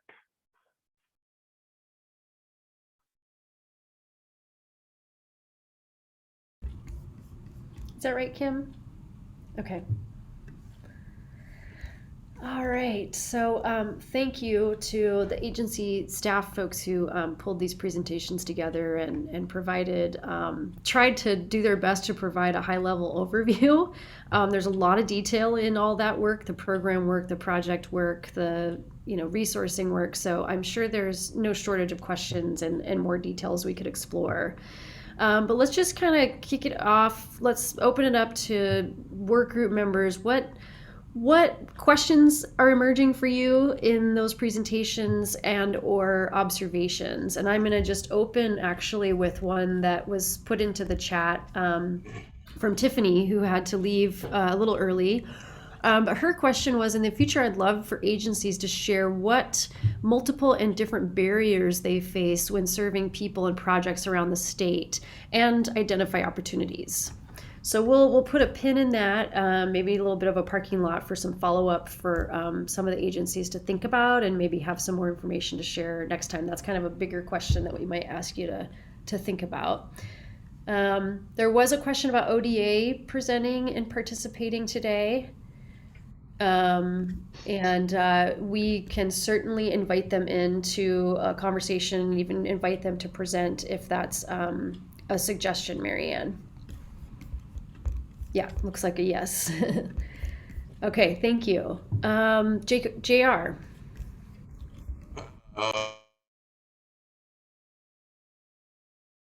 Oh, you're on mute. Oh, am I off now? Yeah. Okay, it's getting to be a long day. A few things. There's a couple of things I think and this is meant to be no criticism, but I think when we get into regional planning and discussions, I just want to flag the importance of terminology and data.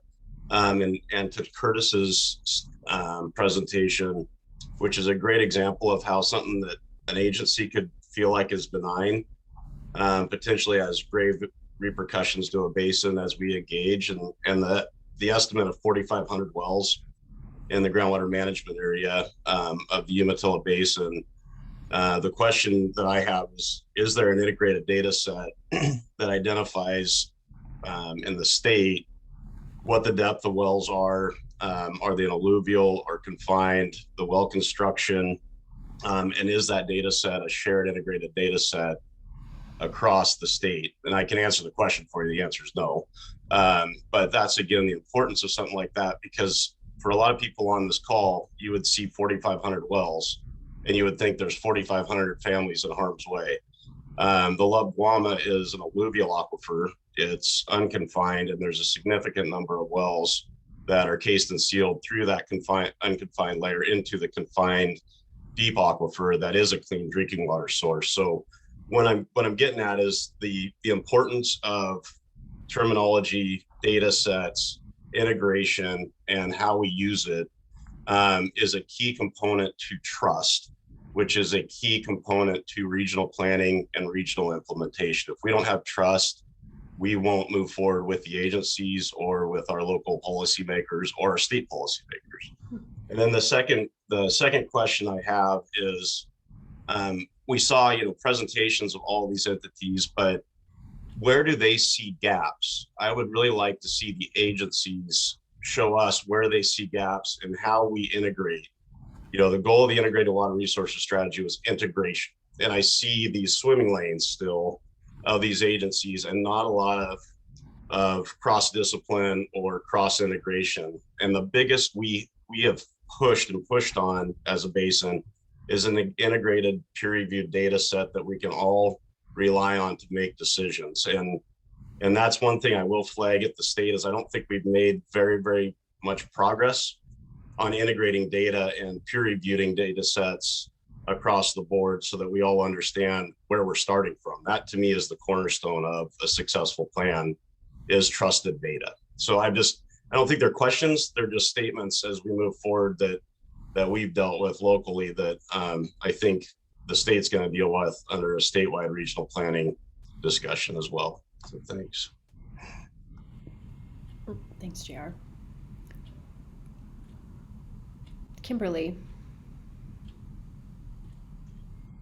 Yeah, sorry, I still have my hand up there. I agree with actually the points JR made about sort of integrating state agency work and management and data sets. But I really wanted to thank the agencies for their presentations today, because I think for me anyway, and hopefully for the audience, it goes a long way towards debunking the myth that's floating around Salem that, Oregon manages on a one-size-fits-all approach, which, as we saw in these presentations today, I think every agency, while there are state umbrellas, they do focus down to the regional level. And I think that's just a really important thing to keep in our minds as we're having discussions. So, and we had heard earlier, there are many building blocks to build upon.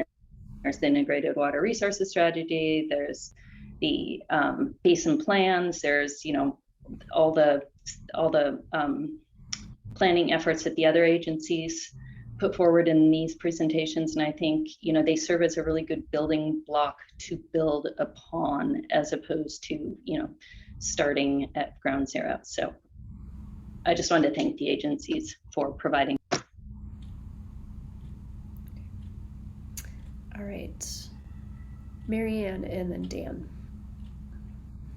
I will echo what Kimberly said. I mean, I think these were really helpful presentations. I think my kind of follow-up question for the agency is, and it's maybe even a follow-up on kind of Kimberly's comment about the one-size-fits-all approach or kind of local integration, is I appreciate hearing how they work together. Some of the programs still feel kind of siloed, and then I feel like none of them touch in a meaningful way about how local community, local stakeholder engagement works within those various programs. And I'm familiar with how it works under like place-based planning, but I'm not as familiar about how it works like I know, and this is just an anecdote, like anecdotally, we've reached out to ODF&W when they're doing in-stream water rights in an area where we have members, and they've like come and presented to us or talked to us, but that's been kind of just ad hoc outreach on both of it. Like, I don't know what formal structures are in place. And so I appreciate Chandra, you and Anna, your predecessor, doing that with us. But, you know, what are kind of the formal mechanisms and what are the informal mechanisms for local communication, coordination, and integration of kind of local stakeholders into these processes?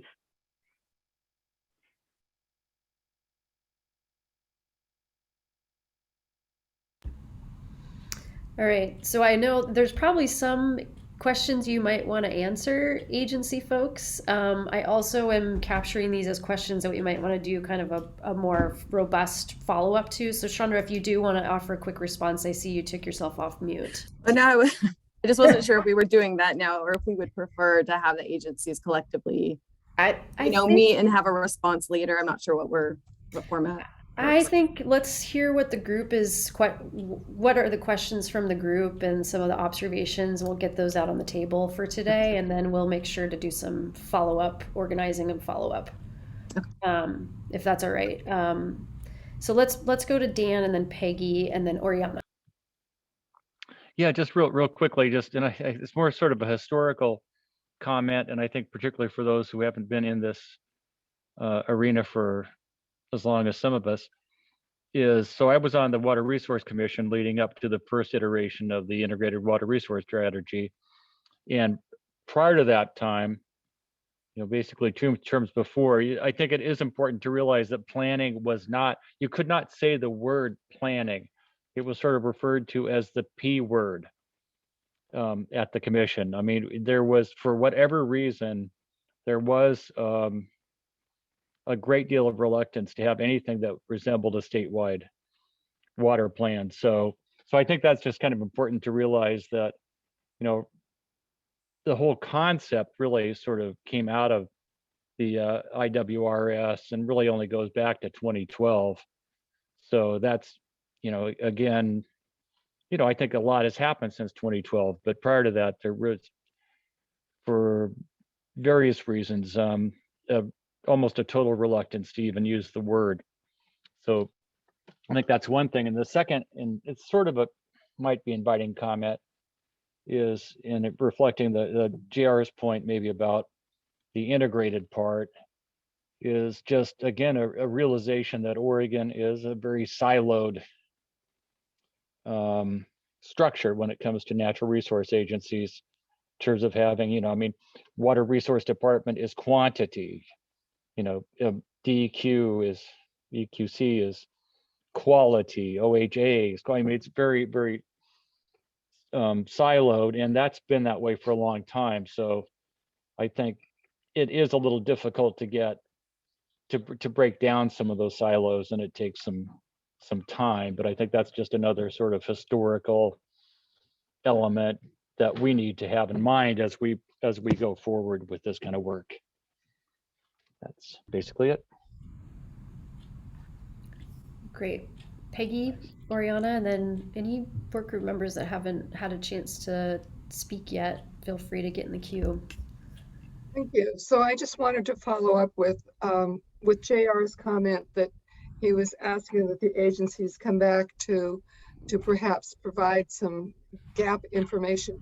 I'm hopeful that we will first hear from, or next hear from, the various planning groups, because they can provide that experiential opportunity to explain what the gaps are. And I think that's just really going to be important. It's not that I want to let the agencies off the hook. They're more than welcome to tell us what they think their gaps are. But I think we need to hear from some of these planning groups to tell us what worked and what didn't work, what the gaps are, what the positives were, so we can move forward. Thank you. And thanks to the agencies today. Great. Oriana? Yeah, I just wanted to kind of add to some of this discussion around hearing more from community. I wanted to lift up Tiffany's comment from the chat before she left about really understanding the barriers and opportunities to serving different communities around the state. And then also to kind of what Marianne and Peggy said, I think it's really important to hear from agencies and understand their perspective about the work, but then it's also very important to hear directly from communities about how that work is being realized or felt on the ground, and where maybe those barriers and opportunities from a community perspective look different than from a statewide perspective. And I don't want to see that siloing happen between, like, here are the conversations we have with the regional and community-led processes or the place-based processes, and here are the conversations we have with the agencies. I think it would be really valuable to see those conversations in conversation and hear directly from folks who've maybe engaged with some of these programs. Like, for example, it was really helpful to hear from OHA about some of the kinds of communities they've worked with on the well project in Jackson and Klamath County. But to the extent that there are community members who have capacity to come out and talk about that experience, I think it'd be really helpful for me as someone who does a lot of work with community to know, what are the impacts of those programs in kind of maybe more real rather than agency terms, which is not to knock the wonderful information that came from agencies today. But I think it is very different in terms of how things are experienced on the ground. And I think our work is well served if we can integrate that with the state's supported perspective and the regional perspective, but where they start to meet is pretty key. Great teeing up for our next meeting, Oriana. We'll get to that agenda in a moment, but we're trending exactly in that direction. So really appreciate those comments coming forward about wanting to hear both from, and this is a conversation. You've got, this group is rich with experience and different perspectives, so we want to draw in everyone to kind of help complete the picture, right? I do hear that there's some follow-up that folks want to hear back from the agencies, so we'll kind of do a hybrid of that, but not expect that we're doing another round of presentations from your agency reps next time. I am tracking that other agencies that people think would be valuable to add into this conversation would be ODA, DSL, ODF, and DLCD, who also have various roles on the ground and at policy level around water. So anybody we haven't heard from that wants to ask a question or raise an observation based on what you've heard so far today?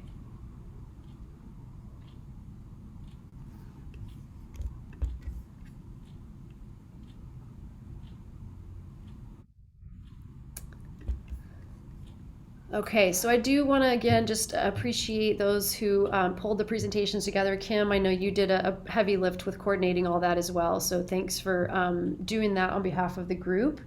There's a couple items of business that we want to wrap up before we say goodbye today at 3. One is we do need to close the loop on these that process document, the protocols. So we put those in the chat, we sent them out in an email. My guess is you may not have had a chance to skim through those fast enough to be ready to approve. Of course, I'm ready to go there if you want to, but I just want to also find out if there are any sort of lingering questions or concerns about process or procedure that have not been raised yet today that you want to get out for the group to consider. And I've got one okay with the protocols from Kathleen. Thank you. So Kimberly. Yeah, I just, when we were going through the original document this morning, we didn't get to comment 4, which is about sideboards, specifically including a sideboard that this would not diminish the state's responsibility to manage the waters of the state. And I'm only flagging it because in the new protocol document, it just, when you look at the objectives on page 2, the 4th bullet, it has the word management in there. And so I just wanted to flag again that at least my understanding from presentations made by the Oregon Water Resources Department in other forums, and I think actually at the original meeting, was that this effort is not intended to divest the state of their management authority. So I don't know if it would be great if we could put that in writing, but at the very least, I just wanted to state that on the record so it's in the notes.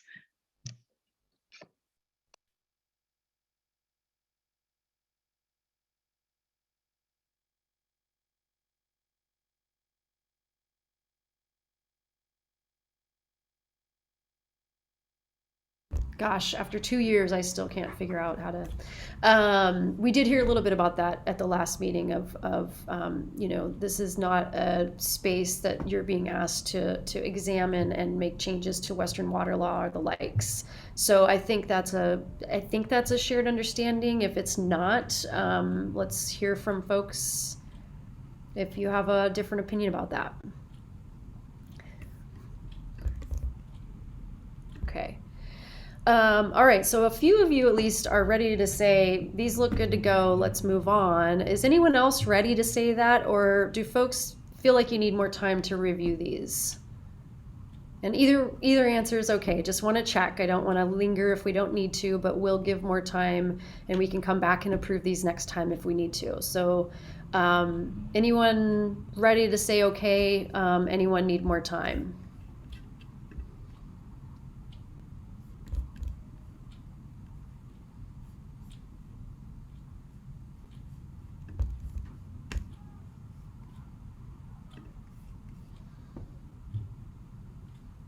Okay, so we need more time. I guess what we'll ask you to do is if you can take a look at these, and Jenna posed the question in her email, which was basically, are you ready to confirm that these are complete enough and clear enough to allow you to move forward in this process? If they're not, please make some specific suggestions that would help you get to a place of these are complete enough and clear enough that I can move forward in this process. If they're complete enough and clear enough, just please give us that signal before the next meeting. And we'll do kind of an official approval at the next meeting. And if there are any suggested edits, we'll make sure that those get floated with the rest of the group. Okay, and I really appreciate the conversation that happened around that. It's messy, but it's actually really important for you all to kind of have that dialogue with each other and kind of wrestle with some of that, even though I know that not everybody has a stomach to talk process for too long. It's really important to make sure that you all have a chance to get your fingerprints on those and to talk through any of those kind of question marks that rise up for you. And I also want to acknowledge that there's still a lot of uncertainty around what your scope is, and crystallizing that is going to be a challenge, and we're going to help you get there. So I know that that's a kind of a discomfort that many of you are probably feeling, and we're going to help you get to a place of clarity. So I just want to make that commitment to you right now. And appreciate your willingness to sort of trust the process a little bit, trust stepping into this a little bit before we, with maybe a little bit of anxiety. So I got one more okay with the protocols from Marianne. Thank you. All right, so we'll give you a little time, and we'll nudge you before the next meeting to just make sure that you're all good with these. And we'll follow up with those who weren't with us today or had to leave a little early. So the second piece is Jenna and I have been compiling a list of both, we did an inquiry out to you all. We actually did this inquiry in our assessment as well. So this kind of goes back to inquiry we did in the assessment and then inquiry we've done since then with all of you of what examples do you want to hear from? Who do you want to hear from? Where do you want to go for your sort of information finding and inquiry? And then we also have been compiling a list of just general resources that people wanted to provide as potentially helpful references or background or otherwise to the group. So you have that in hand. We emailed it out to you. And Jenna, maybe we just want to flash it up on the screen so people can really see it, orient to it. And we'll talk about kind of how we're going to use this and how you can use this to help guide some of the information gathering along the way. So you probably can't read that, but we'll make it a little bigger. Thank you. So we've just organized it. It's in alphabetical order by kind of type. So there's Oregon examples, and then there's outside of Oregon and other sector examples. We heard multiple requests on certain projects or on the ground experiences here in Oregon. And I think to the point of Peggy and Oriana at the end of that conversation with the agencies, it'd be nice to hear what the lived experience on the ground with some of these regional planning efforts has been in Oregon and across the landscape. So we have been able to organize for next time at least a number of presentations that involved folks that are sitting here in the work group with you and that are tied to sort of an Oregon experience of regional planning. So we do have JR is willing to present on the CREST process. We've got Katie and I think Bobby willing to talk about the Deschutes Collaborative. We also have the place-based planning pilot evaluation that will be officially completed at that point. And there's a willingness of members that have participated in those various pilots, as well as the kind of lead researcher on that, to come and talk to you about what the results of that evaluation are. You could also jump into, and I'm going to turn to Tom, if you could give us a quick update on the date and time for the Water Resources Commission. There's a presentation before your next meeting on that evaluation. Yes, our commission meets next week, the 17th and the 18th. And it's the afternoon of the 17th, approximately at, let's see, oh, wait a minute, excuse me. The evaluation is actually on the 18th in the morning, approximately at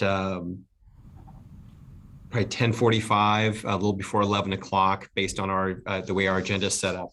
So I would recommend if anyone wants to listen in on that, that they tune in. It'll be streaming and available through our website. And they can tune in probably a little bit before that in case our agenda moves a little more quickly. They'll be assured to be able to watch that. It will also be posted on our website after the meeting. So if you're not available at the meeting itself, you'll have an opportunity to listen to the conversation after it gets posted on our commission meeting page. Okay. We can send some information about that too in between now and that meeting, just to give people some detail. We also have Anton and others that were part of the Wallowa Lake Dam project. They're going to be prepared to share something next time as well. And we've been working with Daniel and Kelly to organize around potentially a couple collaborative conversations or efforts and projects that have been happening down in Southern Oregon. So we've got those coming up, but there's no shortage of other examples that we can draw from. I know I've heard from Kaylin and others that it'd be really valuable to look outside the state. So that might be a next step, is sort of drawing some of the resources of examples of other states to bring into this conversation. And we'll go from there. So one of the things I'd like to just tee up, if there is interest and willingness of the group to kind of have a small group of you meet with my team to do some coordinating around that and some thinking around that. Holly, to your point, it is actually in the protocols. I'll point it out to you, but it's actually down in the organizing structure piece. I'm pretty sure we left something in there around a coordinating body. So that's where it's referenced in the protocols. Thanks.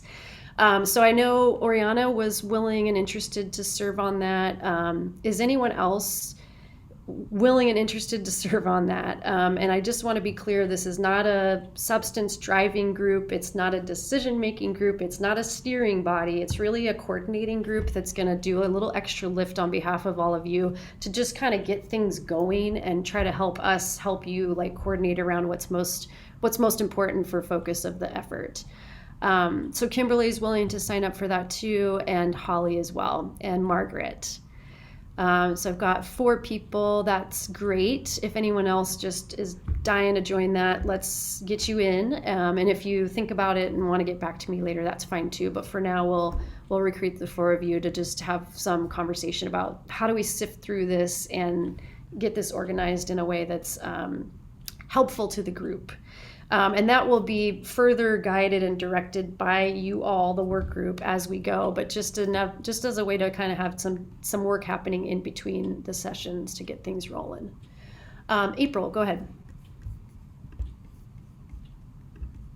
I would just suggest that as we go forward, particularly where there's a vast amount of existing information, and in some instances, very recent PowerPoint presentations or virtual presentations that have already been made to, say, the House interim committees, that perhaps we can just provide those as a resource to folks and encourage folks to, as I believe we're going to have to do a lot of work outside these meetings, plus the time that it takes to do these meetings. And I think we need to look at this as being something where we're doing homework, and those of us that need to learn a little bit more about certain issues can divide up our time outside of our meetings to learn about those things, so that we're not just being blunt. I've heard about a lot of stuff that's on that list, and I can't justify to my board that I'm spending a whole day listening to something that I've already heard before. But on the same token, I think that if we're able to come up with some combination of a balanced perspective of different types of planning things, and then have a discussion about it. And God, this may make things worse, but I think that reflecting on being back in school, whatever time frame we want to pick, that you have an assignment that you're supposed to read on your own, and then you come back to the group and you talk about it. And I think that may be just something in proposing that we use the limited time that we have for educational processes to stimulate constructive conversations about specifically the ways that the state can help support these types of endeavors. And I'm not dying to be involved in the process conversation whatsoever, but if there's a way for me to be helpful, I'm happy to do that. But I just suggest that we try and beef up as much as we can the resources that we could all contribute to help our learning process, and then use the time we have together moving forward outside of the April meeting, obviously, to focus on discussions that hopefully will lead us to shared ideas and things like that. Great.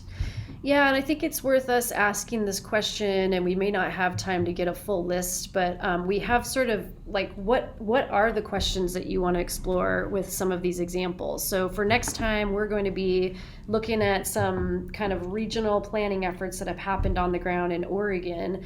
What do you want to know? What do you want to hear from them? I know I just heard from the feedback from the agency presentations. It's like, what was the felt experience of working with the state, and where did you see gaps, and where did you find supports that were really valuable? So I know that's part of the inquiry, but what else do you want to ask these groups to talk about that will be, like you said, April, helpful and constructive to the work that you're doing, and not just so open-ended that it's hard to kind of pull something for focus for the group. So Peggy, if you have a thought on that, I'd love to hear from you, and anyone else that wants to offer some questions or some focus for those presentations. That's exactly what I was going to say, that I am hopeful that the presentation from these regional groups isn't just, so this is, we did this, etc. I want to know what worked and what didn't work. What were barriers to success? What were the successes? Because I think those are the things that will help us determine what I see as an outcome of this group is an opportunity to develop some general guidelines as to how one would go about a regional discussion, no matter where you are in the state. And then obviously each region will have its subset of specific challenges and issues. But I'm hopeful that we will at least have some sort of a general guideline to be able to help groups get to that effort. So I want the questions to be asked of these groups as they give us our presentation. Okay. Thank you. That was exactly right, Jenna. April agrees with Peggy. Any other finer points or different questions that you want to explore with the groups? Kaylin. To Peggy's point, I'll just say that having attended multiple of the place-based planning learning sessions that they put on with representatives from other states, it was exactly that. It was an opportunity to do, for them to tell the story of how they navigated the process of coming to terms with their planning needs, how they learned iteratively over a lot of tries and fails and got smarter and better over time. And then shared very openly and plainly where things didn't go well and where they wish they would have done it differently, what they would recommend to someone starting out on the journey fresh. So I think those relationships that our state place-based planning team created through those learning processes are really well developed for us to be able to just kind of call on them and have them spring into gear. So I guess this is me just thanking our place-based planning crew for their good work in that space, and really excited that we can pull that into this space. Great, thank you. And I saw you were also willing to help with the process coordination agenda stuff. Okay, thank you, Caitlin. All right, so I think we have some to go on. If there are any other questions that come up for you that you want to make sure we pass on to anyone that will be presenting next time, that would be great. So just a quick, also just, we are considering the possibility of doing in-person meetings at some point down the road. I think for April, we'll stick with Zoom, but we may look as soon as May or June, and would just like to get a temperature read back from the workgroup members about your enthusiasm for that, your hesitations around that, willingness to travel, all of those things. So I think Jenna and I will put together a little poll just to gauge some of those questions from all of you and be able to share that back with you next time. But we're really hopeful that we can get to a place where we can all get together in person and really lean in. And then hopefully after this April meeting, we'll also have an opportunity to see if there are some task-specific, issue-specific task groups we want to establish. And we'll talk through that a little bit with this coordinating group. But I think we might be, trending to get there, but maybe need to hear one more round of kind of information sharing and a little more dialogue amongst this group to set some direction there. But the intent, again, is to really get some of that work going as quickly as possible. So we'd like to leap on that as soon as April hits. So if the coordinating group comes up with some ideas and wants to offer those back to you all, we'll do that and see if we can get some work going. Any kind of, I just want to check to see canned questions for all the presenters so we get the same input. Okay, we'll have a specific agenda for them to follow. Thank you. I think that's really important. We'll make sure there's time for you to dialogue, and we'll actually invite the state agencies to kind of reflect on what they're hearing and get into some dialogue with each other about, okay, well, so our experience is here, and it's really about looking for those areas of connective tissue that could be strengthened or maybe need to be addressed. So I think with that, I don't know if there's any closing remarks from what was our process leadership team from before. I don't know if any of our representatives are still on, or governor's office want to say anything. Just reflections on what you've heard today. We'd love to hear from you. I don't know if anyone else is on. This is Courtney. Maybe can you guys hear me? Mm-hmm. Okay, great. And I think I had some comments that I think have already sort of been addressed earlier in this, but I'd just like to remind everyone and just share that the governor and our office is really grateful for the convening and commitment of this group. We actually just signed the first drought declaration of the years, and we know that there's going to be a lot more coming. So I say that as sort of one example of why this work is so critical. I think we need to have a really broad and thorough discussion around regional water management. And I also want to echo and emphasize some of the comments around having the space be a thoughtful and inclusive space and fostering shared learning of, I think, a tough and and in-depth topic. So we're grateful for this broad and diverse table. And I think we encourage the group to bring your expertise and see this as an opportunity to learn from everyone else at this table and learn and I think expand our understandings of how water management impacts our many sectors and communities. So that's just kind of sort of what I've been thinking of throughout the day, and just wanted to kind of share that. Thank you, Courtney. Any of our legislative leadership that are on the call? Robin, I'll jump in real quick. Really impressed with the conversation today. You slogged through some difficult stuff that we all know is necessary at the beginning of these processes. To me, it's never fun. It's absolutely crucial. And what I think I saw was that you worked through it with some grace. So good on you all for doing that. And I'm sort of in the camp of Dan Thorndike. You're embarking into an area that you don't necessarily know what the end point is, and that's okay. And that gives you some license to be open, thoughtful, creative, and I think that's exactly what we're hoping for. And so that's my takeaway from today, and I'm really encouraged. So from watching from the sidelines, thank you all.